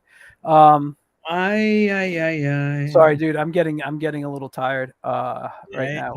We may have to cut this stream shorter than I want. I've been going for a hour and 40 minutes, and I was waiting for you for a good like 30 of it, maybe more. And really? Sorry, now you make me sound like a jerk. Dude, it's okay. Listen, I'm not. It's not that I was. That if you couldn't come on, I was still gonna do this. I'm just like saying it's. Sorry. No, it's okay. I was like, I was waiting. I was like, oh, because you said I'll be on in a few minutes. I say okay, so I'm like, I'm going live. I go live, and I'm like, okay, I'm gonna just try to keep my Jack Kirby stuff kind of short because I want to have the conversation with Ray. Right. So then it gets to like 35, 40 minutes. I'm like, I feel like I'm dying on this stream and I don't want to shut it down because you keep telling me you're popping on. I'm like, okay. Well, when I started popping on, I was actually on the other end. I was already logged in, but I didn't enter the room because my buddy Dan had literally just called me right before clicking the button. And I was like, oh, we got to talk now. Yeah, no, I get it. Listen, I got a phone call to make as soon as I get off of here, so I understand. I have to go to Home Depot and buy wood, which I haven't even measured out. I'm just like, I can't take this. There's not enough time to do everything. I know. I don't know how I did it when I was younger, as now it's such a struggle. It's like this whole summer went by, I barely drew anything. Yeah. Because I've been just trying to get a grasp on the storyboard pro. I hadn't animated anything all summer. I'm kind of in the same boat as you. I had to, I'm dealing with recovering from my surgery. Mm-hmm. Then I started a new job, and it's like I can sketch for a moment, maybe. Like I did this manga style character last night. I don't know what the hell she is, who she is. That looks great. Thanks. I was just manga. I miss drawing manga. I did like a manga years ago, and I can't miss it. Today was a Black Manga Con. Oh, was there? And I was invited to go, but then you have to bring your own table and your own chair, and I was like, nah. And it was in the daytime. I would be there now, but they made it for an afternoon to evening event. Yeah. On a Sunday? On a Sunday. It's in a park. Apparently, they're doing a screening of Afro Samurai. Okay. Which I want to watch. I've watched like one or two clips of it, and I've never had a chance to sit down and watch it. And I was excited to go, but the guy was like, "Oh, well, you're the only guy that's going to be selling manga," and I'm like, "Well, I really don't do manga." Yeah. I used to, but I can't see myself sitting there trying to sell a book from 2004. Yeah. Like, I don't even know how many copies I have left. That's a long time ago. So I was just like, am I going to really do this? Am I going to drive all the way from upstate New York to Brooklyn to try to make money on a book that never made me money in the first place? Yeah. I mean, you never know. You never know. They could be never born. It's like. I do want to do one like manga-esque style story in my next comic. Like with the stuff that I'm getting ready to animate, I do want to put some of it in comic form. Mm-hmm. So since I got that Cosmic Kid character thing, mm-hmm. I showed you him. He what's it called? I think he might be in this pile, but I'd like to do a comic with him. Just a short few pages, as a way to help kind of promote the animation that I'll be doing. Right. And I think that's more the comics I'm going to stick to right now. He's not in this pile. Like I found an old sketchbook. I've been going through my old sketchbooks. Whenever I'm looking for ideas, I'll go through my old stuff. Yeah. To find inspiration. And ironically enough, I'll tell you, I don't really look at other artists aside from Eisner and Kirby. Mm-hmm. I want like an idea, and this is no BS. I go to the stuff that I created when I was 12 years old, It's not too different. and I'm not too different there. I used to write a lot when I was a teenager. I have dozens of Batman scripts and superhero DC Marvel scripts. I even did DC meets Marvel. That's great. I love that. That's the character I'm talking about. Yeah, yeah. So He has that classic Astro Boy feeling to yeah, him. well, I've always liked the old like Gigantor and Astro Boy cartoons Yeah, I and love things. those, man. Yeah, Those are so great. Those are the yeah, I'm sorry for interrupting, but go ahead. You were saying you go to your 12-year-old self and And that's where I always look at the heroes there, like like the story that Trevor's doing. Those are all characters I had when I was 12. He's drawing them, and I'm just like, yeah. I'm blown away. This is some like cheesy little manga stuff I used to do back in the day. Hold Turn on, it more this the other one. way, other way. My computer is reversed for some reason. There we go. Nice. I like that. Yeah, so I used to do like this is like an early 2000s, Yeah, I like that. late 90s. Mhm. This one's funny because it's like all the Marvel stuff on her. Well, I like that too. Yeah. Because she has a Spider-Man tattoo like Yeah. that Steve Ditko. Yeah. A hammer gun like Thor, but it's a Thor of hammer, but it's a gun. And then she has a Ben Grimm on the end of that gun there. It's like, and it's called the Hammer of Four and Formula 44. And she has underwear tights, Wonder Woman underoos. Hold on. I just want to go to a comment. Dylan, you mentioned Dave Alvarez. Dave Alvarez has actually been on the show, I believe. I think this podcast might have been the other podcast I used to do. But if you go back into my Get in Tune Live playlist on my YouTube page, I believe I have an interview with Dave Alvarez. Awesome guy. Mm-hmm. I mean, this one's great too. This alien chick. Yeah. I I love like that. aliens. Yeah. That's awesome. Yeah, I mean they look good. I mean, I don't know why I kind of abandoned the idea, but I guess I went to MangaCon and it didn't sell well, and I was like, okay, I'm kind of losing faith. Yeah. Yeah. Losing But I faith think uh, I think now it's a different time though, you know? yeah, but they're no different than Marvel fans. They just want commercial crap, Well, I think that's why I think there's a slight deception when you go to an artist alley, because an artist alley, everyone draws and people they can make a lot of money selling prints because they're creating the deception that they actually worked for the industry when they didn't. yeah. And with me, I'm a straight shooter. I'm not going to draw anything that I did. It's funny. I had this conversation with a couple people last night, and it made me sound a bit like a jerk. And I said, "Listen, this isn't to knock anybody who I'm trying to." Because I had a Zoom thing with people. I said, "I'm not knocking anyone. If this is what you do and it works for you, that is awesome. But for me, original ideas." But I said, but for me, I don't like doing this. And one of the things I said was, Right. I don't like selling prints of other people's characters. I never worked on them. I haven't earned the right to like draw and sell them. However, if I put an original Spider-Man out on the table, it's a one-off.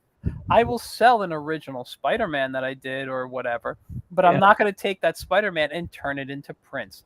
Exactly. Simple as that. Right. And people commission, but I'm not gonna sell something that I didn't work on. Yeah, I personally don't like that. It's a lack of creativity and imagination. And people, I know why they do it. They're like, oh well, if they'll see my portfolio, then maybe I get a job. Well, that's some people. Other people I know, and this is what was brought up in conversation too, was that's what brings people to the table to look at the stuff. And I can understand that and I can agree with that to a degree, but I think if you're trying to build your own brand, hey Izzy, if you're trying to build your own brand, you should be focusing on ways to attract people to your table with your brand. That means color. Jason, is it J let me look him up on Facebook real quick. Look at this Now, one. the first time, nice. This is like when I was a real linker. Yeah. Not like now. I'm not like now. Okay. I don't know if I'm saying his last name right, but Jay Fosgit. You know Jay Fosgit? No. Fosgit. Okay. Jay, he's been published by a few companies, but he has a character called Brody Troll. It's this little cutesy kind of like animated style character, right? I remember I was walking, I believe it was in Artist Alley, and what it may have not been, I don't know. I was at New York Comic Con and I saw his book and I stopped because his banner was attractive, his work on the table was attractive. I mean, it was bright, it was colorful, it made me interested. Like even his banner, it might have been the cover to one of the books, but it was kind of like the troll character like going into like woods or something, if I remember correctly. And I was like, where's this guy going? Like, what's his adventure? What's his story? Like, he sold me just on the image of this character. He intrigued me. Now, I don't need to see someone who doesn't draw, like I said, Spider-Man, to put Spider-Man on their banner just because they did a cool picture of him. You know, and then I come and see it. No, I'm really interested. Oh, you worked on, they just assume you worked on Marvel, and I've heard them say, yeah. They'll lie. They'll be like, yeah, I worked on Marvel. And it's like, because you already compromised yourself. Yeah. I've been in enough shows to hear people lie and say, yeah, I worked on this character, and they're full of shit. Yeah. Like, you know, sorry, you know, you might have to put a disclaimer in the beginning, but it's like, come on. I always do when you're on. What I do is I go onto YouTube and into my settings and I just make sure this is not for kids. I take a look at this. This one's nice. Yeah, I like that too. Isn't that cool? I like your background. It's kind of got this. That was like my signature. That was like my signature background. I did a whole series of paintings like that when I was in college. Yeah. So this is, I think I was a senior in college or just graduating. Maybe it depends because I did so many of these. But I started doing manga in my later. I was dating a Japanese girl in college and we lived together. We were actually engaged to be married, and then I broke it off. But I mean, I was actually trying to. This manga was designed for Shonen Jump. I wanted to do the contest, but she wanted me to do my underground American style stuff and submit it to Shonen Jump. And I'm Would they have accepted something like that? Right. So I was just like, no, I think we should just do manga and, you know, go with the formula. And because I didn't listen to her, she refused to translate it to Japanese. And I was like, oh, that's it. I actually drew the first issue backwards from right to left. Wow. So that, you know, this is before, you know, because America used to flip those books backwards. Yeah, yeah. Well, we had a friend who worked on that. Yeah. So I mean, yeah, that's right. Dan Necrosis. Yeah. He did that for a bunch of companies. Yeah. But he told me, I remember the story. He did it for Marvel too, and he would take all the Marvel manga that was transferred, and he had to redo Spider-Man, and he told me the first issue he had to re-edit things because in the first Spider-Man comic manga, I believe, I don't you know, hold me to this, but I believe he said there was a decapitation and a rape that happened in the very first Spider-Man manga. So for American audiences, he had to draw over stuff and change things up. And but it was like in a train station, if I like on the tracks, if I remember correctly. Right. And he had to draw this not that draw, he had to fix. But there was this girl, you know, so her clothes are all messed up, and her attacker gets decapitated. Whether Spider-Man did it or not, I don't know. Right. But there was a decapitation in that story too. That's crazy. Yeah. I'll tell you how old these books are. Like the covers are rotted off of them. They're like, yeah. Oh wait, turn that. I want to see a picture. It's like this. I had a cartoony style back then. Yeah, too. I like that. Yeah, like this one, I want to go back and do digital. I want to do like an animation of this one. Like this is hilarious. This is like totally like another time because look at this. This is like Jack Shite was the name of this character. And it says "Escape from the Planet of the Gays," and then it's like, and then you have like this he's being attacked by all these gay guys that are trying to seduce him, and one guy's biting his leg. He's like, My God. Well, Ray, I don't know. You got some interesting stuff. Jesus as Elvis, like Jesus Christ as Elvis. I mean, look how old this is. Look, I just found this in between the book, Reframing 9/11. Wow. So this is this book is over 20 years old because I probably started it in the 90s and probably finished it around. Yeah, I did. It's funny. I don't keep sketchbooks usually. I have trouble drawing in them most of the time. I like drawing on regular, 8.5 by 11 paper. But I've got in my closet like 2 bins just filled with stuff I've done since I was, I don't know what, maybe 8 years old. Yeah. 8 years old. You would love this because this is like old, I was a cartoony guy like you because, I told you I went to do look at this old cartoony stuff. Look at Santa Claus is getting shot in the head. Okay, you cartoon, but you don't cartoon like me. My stories don't talk about that. My stuff is, Although I will say I did have these 2 characters that today would not be acceptable, not be PC. Yeah. The first one I remember, his name was Suicide Sid. And he was a man. He was a character who was immortal and just couldn't take life anymore. So he tried to find ways to kill himself. And he had a friend, Juan the Human Pinata, who people just saw and they loved to beat him up. And every time he got beaten up, his body would explode with candy. So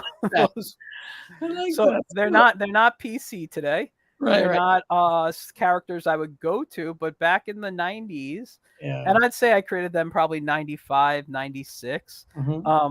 I was creating I remember I was creating these crazy stories and they were just stupid and insane. And I'm like, who's ever going to publish them?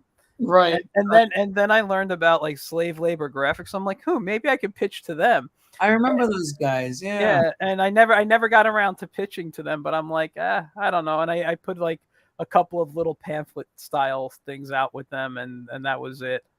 Yeah. But yeah, if I was, I mean, look at this. This is like the Pope and this little bishop guy, and his mouth jumps out Hitler. it's like really. And then I got this guy. That's me choking Mickey Mouse, which we call Michael Mouse, and then it's like, dude. I mean, listen, you got ideas. That's all I can say, right? Yeah, it's insanity. I mean, it's like God versus the devil it's God versus the devil, and then versus Jesus, and then me versus Mickey Mouse versus the Rudolph the Red-Nosed Reindeer and a leprechaun, St. Patrick. It's just insanity. Yes, look at this shooting Mickey Mouse. Oh, I don't know. I did do something. I will say this. And you know how big of a Disney fan I am. Yeah. Back in at the end of my senior year of high school, I worked for the Disney store. Right. In between and I worked there till December of that year. So December till December, maybe January 94. Yeah. Well, January 95, but December 94. Anyway, right. It was fun for the most part, but when we switched bosses, like when we got a new manager in, the new manager was just terrible, and me and her did not get along. And I'm like, okay, you know what? I'm 18. I don't give a crap. This isn't my lifetime job. Right. So I left, but because I was angry at her, right. And I got this job at a kiosk at a mall. They sold like baseball cards and stuff. And I used to sit there and I used to sketch when it was downtime. And I created this character. I called him the Disney Destroyer. He was basically like RoboCop, but with mouse ears that were broken and kind of like one was kind of hanging off and one was destroyed. And, and I remember and it was like he was stepping on Mickey's tail and Goofy was like dead or whatever. It was like a really messed up thing. And he was singing, now it's time to say goodbye. To all your company, and then he starts singing MIC, you'll be dead real soon. Right. Key, why? Because I hate you or whatever. And I was like, and I was just angry. And it wasn't like my anger towards Disney because I love Disney. It was the anger at this woman who was my old manager who just pissed me off. And I took it out on Disney characters, and I felt terrible later. But I still have the picture somewhere. I saw it recently when I was cleaning somewhere in my closet. And I'm like, man, that's terrible because how much of a Disney fan I am. I mean, just look. I turned the camera over there, not over there, over there, and I have not only books on Disney, but I have statues up there. I got Mr. Incredible. I got what, 1, 2, 3, 4 Mickey Mouse statues. I got Baloo. I got Aladdin. I got Mulan. I got, what's his name? I'm blanking on his name right now. The demon from Fantasia, Chernabog or something. Up there's a Mickey Mouse Sorcerer Mickey picture you can't really see, and above it is is a Halloween mask of Sorcerer Mickey. I move right over to here, an Uncle Scrooge mask with an Uncle Scrooge piece. I am a Disney fan, even over my drawing table. You can't. Figures on the wall. What is that? These were all little like blind box mini figures they had in places. When there was it like a Walmart or a Target? No, when Toys R Us was closing, that was it. My wife and I would go, and they'd be selling them for like $2 a pop. These boxes. So they're not Legos or something else. No. I do have Legos on the top shelf of the Justice Society of America. Let's see if I can bring this over. I'll show you guys. It's hilarious. When Giuliani was mayor. Oh wow! I called him Giuliani. He was a vampire. So right there is a Mickey Mouse puppet. You got a roadkill Mickey Mouse there, huh? I got a autographed Sergio Aragonés hat. Wow. So blue hat of Sergio Aragonés there. But if you come up to the blind boxes here, so you can see, well, the Nightwing is that, but then I got the Justice Society. Wow. Coming over, then to Mickey. They had all those. Dr. Fate. And then my rings there. But these were customs. All those were, I bought them custom. Then you come down to the blind boxes, which was Looney Tunes and Hanna-Barbera. Wow. So you must have a hell of a time dusting all that stuff, huh? I don't dust. That's my secret. No. just like Bruce Banner's always angry. Wow, I never even seen any of these toys before. Yeah, it's pretty cool. And then I got my Lord of the Rings down here. I should have got more. I'm like, no, we don't need to spend any more money. Now I'm upset I didn't get the Lord of the Rings. Right. But more of my Disney stuff here. Right. Got my Thor up there, Daredevil. What company makes those? Do you remember? I think these might be. Some of them are Funko. I know that. I don't know all the others. And then here's my Hanna-Barbera shelves, starting all the way at the top. If I can get up there, this is mostly Funko. And then we come down. Kung Fu, wow. Yeah, Hong Kong Fu. The guy who fell, that's Dick Dashley, but I'm not going to try to fix him right now. Because then everything comes down, yeah. Yeah, Tom and Jerry. My favorite, Ricochet Rabbit. Ricochet Rabbit, wow. Yeah. You come down here. Who was the voice on that? That wasn't Mel Blanc, was it? No, I have to look it up. I don't remember who did Ricochet Rabbit. There's my Aquarius Smurf. Aquarius Smurf? That's my sign. Yeah, it's just a little Smurf that's pouring out. I didn't know there was an Aquarius Smurf. Was there a Sassy Smurf or no? Yes. There was, right? Sassy Smurf, I believe that was her name, was one of the Smurflings they made. She was a redhead, right? She was a redheaded pig, had pigtails. She was one of the Smurflings that came in the later seasons when they brought Grandpa Smurf in and stuff. But I believe her name. Let's see. I'm just looking. Dylan says, I love your Disney animated films. Yogi Bear, you guys, yep, all that stuff I love. I even have this book. I haven't had a chance to start going through because I'm reading like a bunch of books, but I just got this in the mail a few weeks ago. Nice. The Walt Disney Archives animated movies from 1921 to 1968, Very which cool. would, so if I take this out, I mean, just look at this. This is the inside cover. It's just the character part of the model sheets or drawing sheets on drawing some of the dwarves, and it's hard to flip open and show all this, but I mean, just the artwork in there showing all the classic stuff,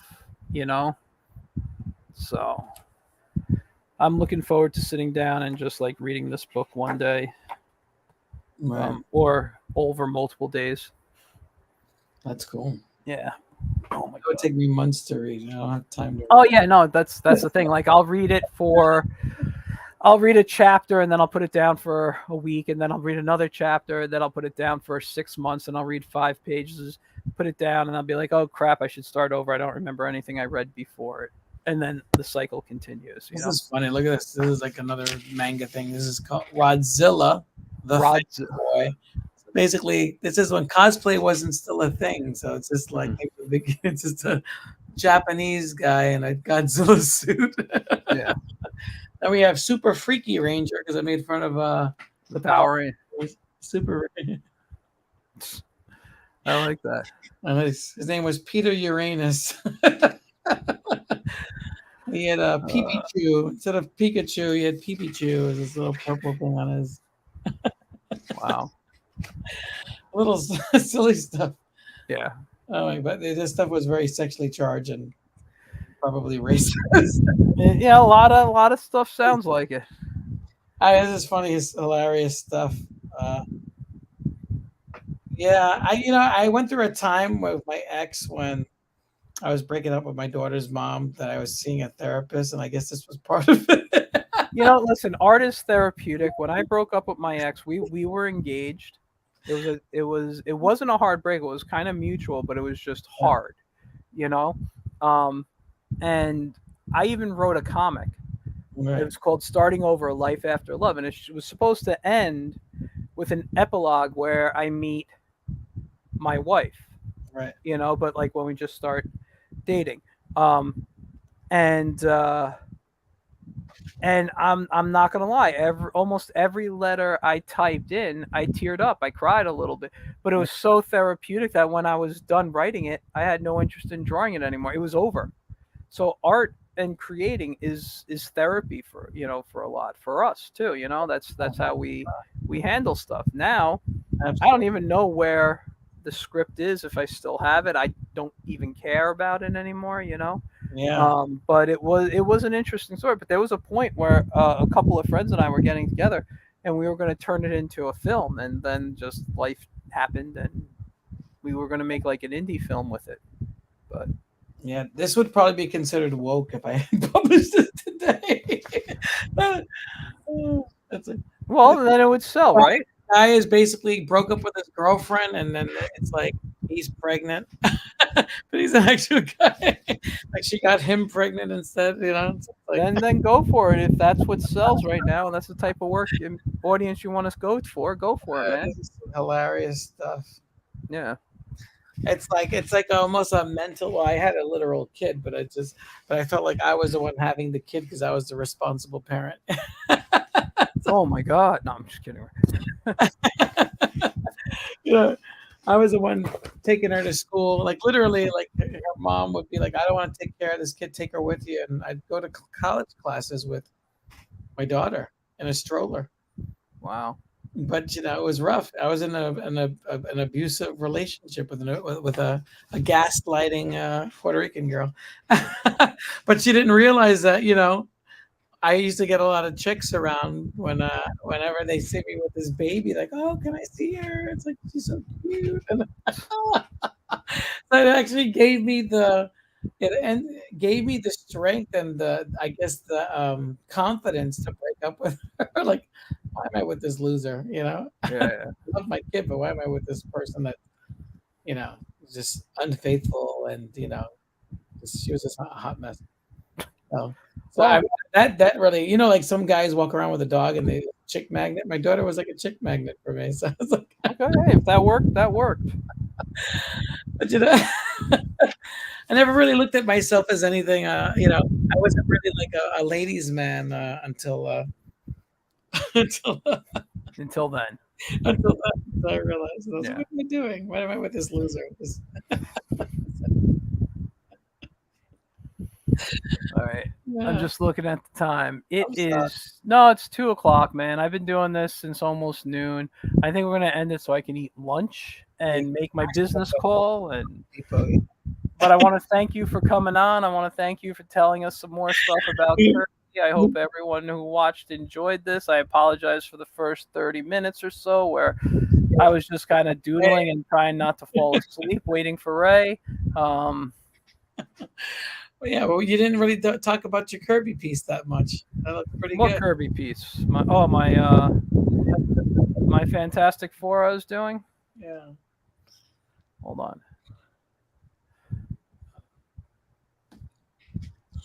So we should do there we go. That looks. So since you weren't around, I'll show you some of the stuff I was doodling. We'll start at the beginning. Jack Kirby? Did you draw Turpin, Jack Kirby? Oh, that's like I had Kirby up in the beginning. So my demon. Yeah. My Hulk, which I stopped because I just like screw this. I don't like it anymore. Why? And then I was doing another Hulk, trying to go for more Kirby-esque, and I'm like, that's terrible. That's like Al Bundy's Hulk, like Al Bundy is the Hulk. Like so I did my Captain America. I was going to put more heroes behind it. But then I think, my favorite one I've drawn today. My Thor. Oh, that is on the money there. Why aren't you syndicated? I don't know. You tell me. Oh, wow. That's cool. So, yeah. So I got my dark side there. Kirby's a genius. Whoever thought of hate-seeking I-beams? I know, right? They chase. Remember that John Byrne issue? I think it was Superman #4 when the I-beams were chasing Clark Kent, and then it catches him. He ends up on Apocalypse, and then Darkseid's like, who is this whimpering guy? He throws him into the gutter. Like, how did my beams miss it? I went out searching for Superman. Oh, I don't remember that. I'll have to look that up. Actually, it was Darkseid. It was Superman #3, and then I think wow. Famous cover of Darkseid holding Superman by the cape is like a mini Superman, and Darkseid's gigantic holding him. Oh, okay. Great story. Great art. John Byrne. Someone was talking about how Jack Kirby did it first, but John Byrne was better, and I was like, I don't think so. Like, what was he better at? They're saying that John Byrne's a better artist, and I was like, I don't think so. I said John Byrne made his career off of Jack Kirby, because everything good that John Byrne did, Jack Kirby did first. Mm-hmm. Right? Okay. And it was very homage-ish too. The storylines were very heavily Kirby influenced as well. Mm-hmm.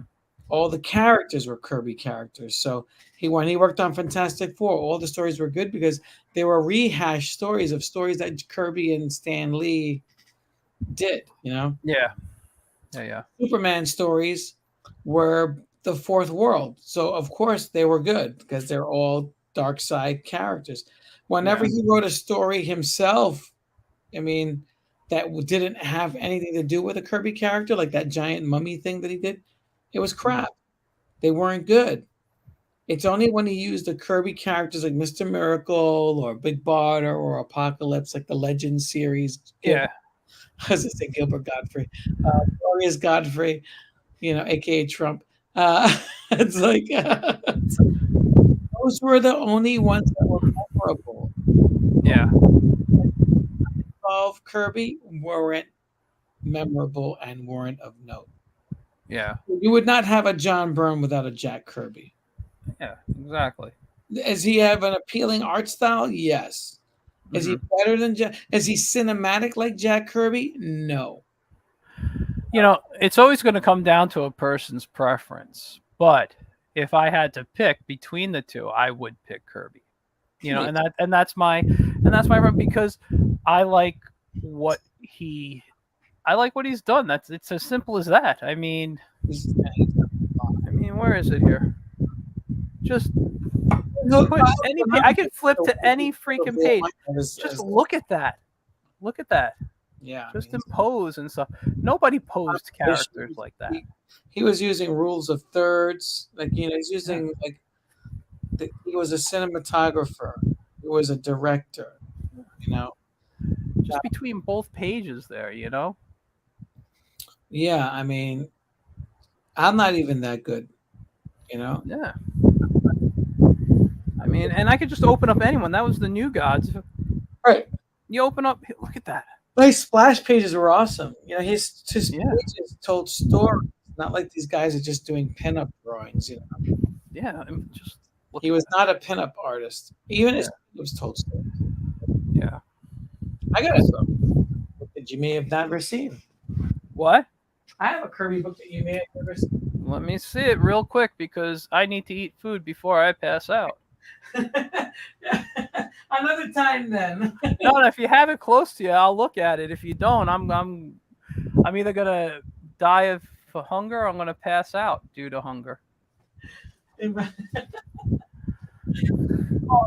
Jack Kirby's Heroes and Villains. It's a black cover book. All right. Have you seen this? I don't think so. It's very limited edition. Black Magic edition, right? Wow. This book is so limited that it was selling on Amazon for $500. Jeez. And now no one has it. No one has it for sale. So this is basically pinups of Kirby. And let me tilt this down. And every page is inked by a different inker. Oh, wow. So you got inks by Terry Austin. You got inks by Alex Bailey. Nice. Let me just, I don't know if the camera's reversed. I'm going back. You can change that in your settings. This is Wrightston, right? Is that Bernie Wrightston inking him? Right. Oh no, Dan Panosen. Looks like Bernie Wrightston, but it's not. But he has Bernie Wrightston here. So basically, it's like every inker you could possibly imagine. Every top guy, Charles Yoakum, Al Milgram, they're all inking Kirby. It's just like a whole book of, literally Mike Thibodeau. Yeah, I don't know if I said that right. It's a French name. Bat and Ash. Nice. Inking Kirby.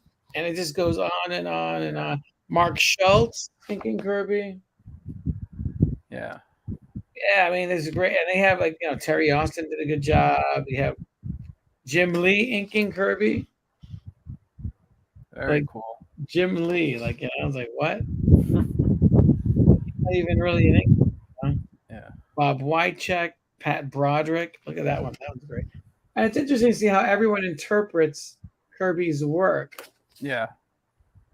So, I mean, he is the king. Scott Shaw, Peter Cooper. I mean, he's not even a comic book artist, really. Nice. Let me see Scott's, because Scott's usually very cartoony. So how does Scott Shaw? Scott Hampton inking him. No, Scott Shaw. Let me see Scott Shaw's. John Buscema, Bill Black, Scott Shaw. Oh, that's very nice. I like that, and I can see that as his work. Yeah, I mean, it's just Bill Black, a bunch of people, Paul Chadwick, Richard Case. I mean, let me see who the last guy was. Yeah, let's Art Sears and Andy Smith did the very last page of the Challenges of the Unknown. I think there you go. Nice. We were basically saying that's the Fantastic Four, right? And the very first one is Jim Starlin doing Darkseid. Yeah. That was the one that I showed before. Yeah, very nice, man. And actually, that's not even the first one. So it's funny because Jim Starlin is the one that did Thanos, right? Yep. So it's like, it's like smack in the face. It's like the very first one is actually Barry Windsor Smith doing Captain America. Nice.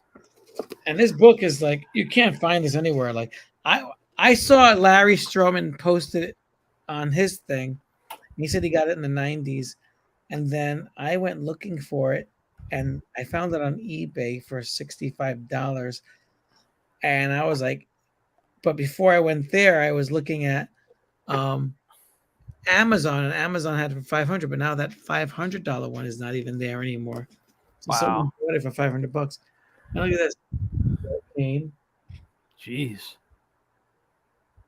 So this is like a book that you just study, you know? Yeah. You just studied Terry Beatty. Oh my God. Just Mark Hempel. Okay. Christopher, a bunch of stuff. But I'll let you go. Yeah, Ray, I was going to tell you right now, I'm at the point where I'm going to pass out. I don't just paint you diabetic, right? So, all right. I want to thank everybody for tuning in who did. Thank you, Ray, for showing up and giving us our Kirby stuff. Happy birthday to Jack Kirby. You know, you inspired so many. Two of us are right here. Yeah, you. If honestly, without you, we wouldn't have comics the way we know it today. I'm going to say that. If I didn't get into comics, I was just telling my wife when I was young, I wanted to be a jazz musician, but I just was sucked at instruments. So then I wanted to be a jazz vocalist. You know, it's like, wow. Okay. So, you know, I would have been a singer instead of a comic book artist. Yeah. Okay. And with that, we will see you definitely on Wednesday. Well, not we as in Ray. I will see you on Wednesday with my guest. We're getting to 9 p.m. Eastern. Who's your guest? I haven't announced it yet, but I don't think you know him. Well, I'll tell you off the air. So it's not a guess; it's a guess. At the moment, yes. All right. I will see you guys all later. You guys have a great rest of your weekend, and maybe I'll stream another time, but definitely Wednesday night. I'll see you guys. All right. Bronx Heroes on. Oh yeah, don't forget Bronx Heroes Go. Give Kickstarter Punchline. Kickstarter, Clown Detective on Kickstarter. Please donate. Back it. Yep. All right. Bronx Heroes comic. Is it Bronx Heroes Comics with an X? And look him up. Let's check out October 29th. We got an event going on in the Bronx. Yep. And September 17th for Batman Day. Yes, September 17th for Batman Day. We will talk more and promote that more later. Yep. All right. So you guys, you have a great rest of your weekend. I will see you soon. Bye. Peace out, kids.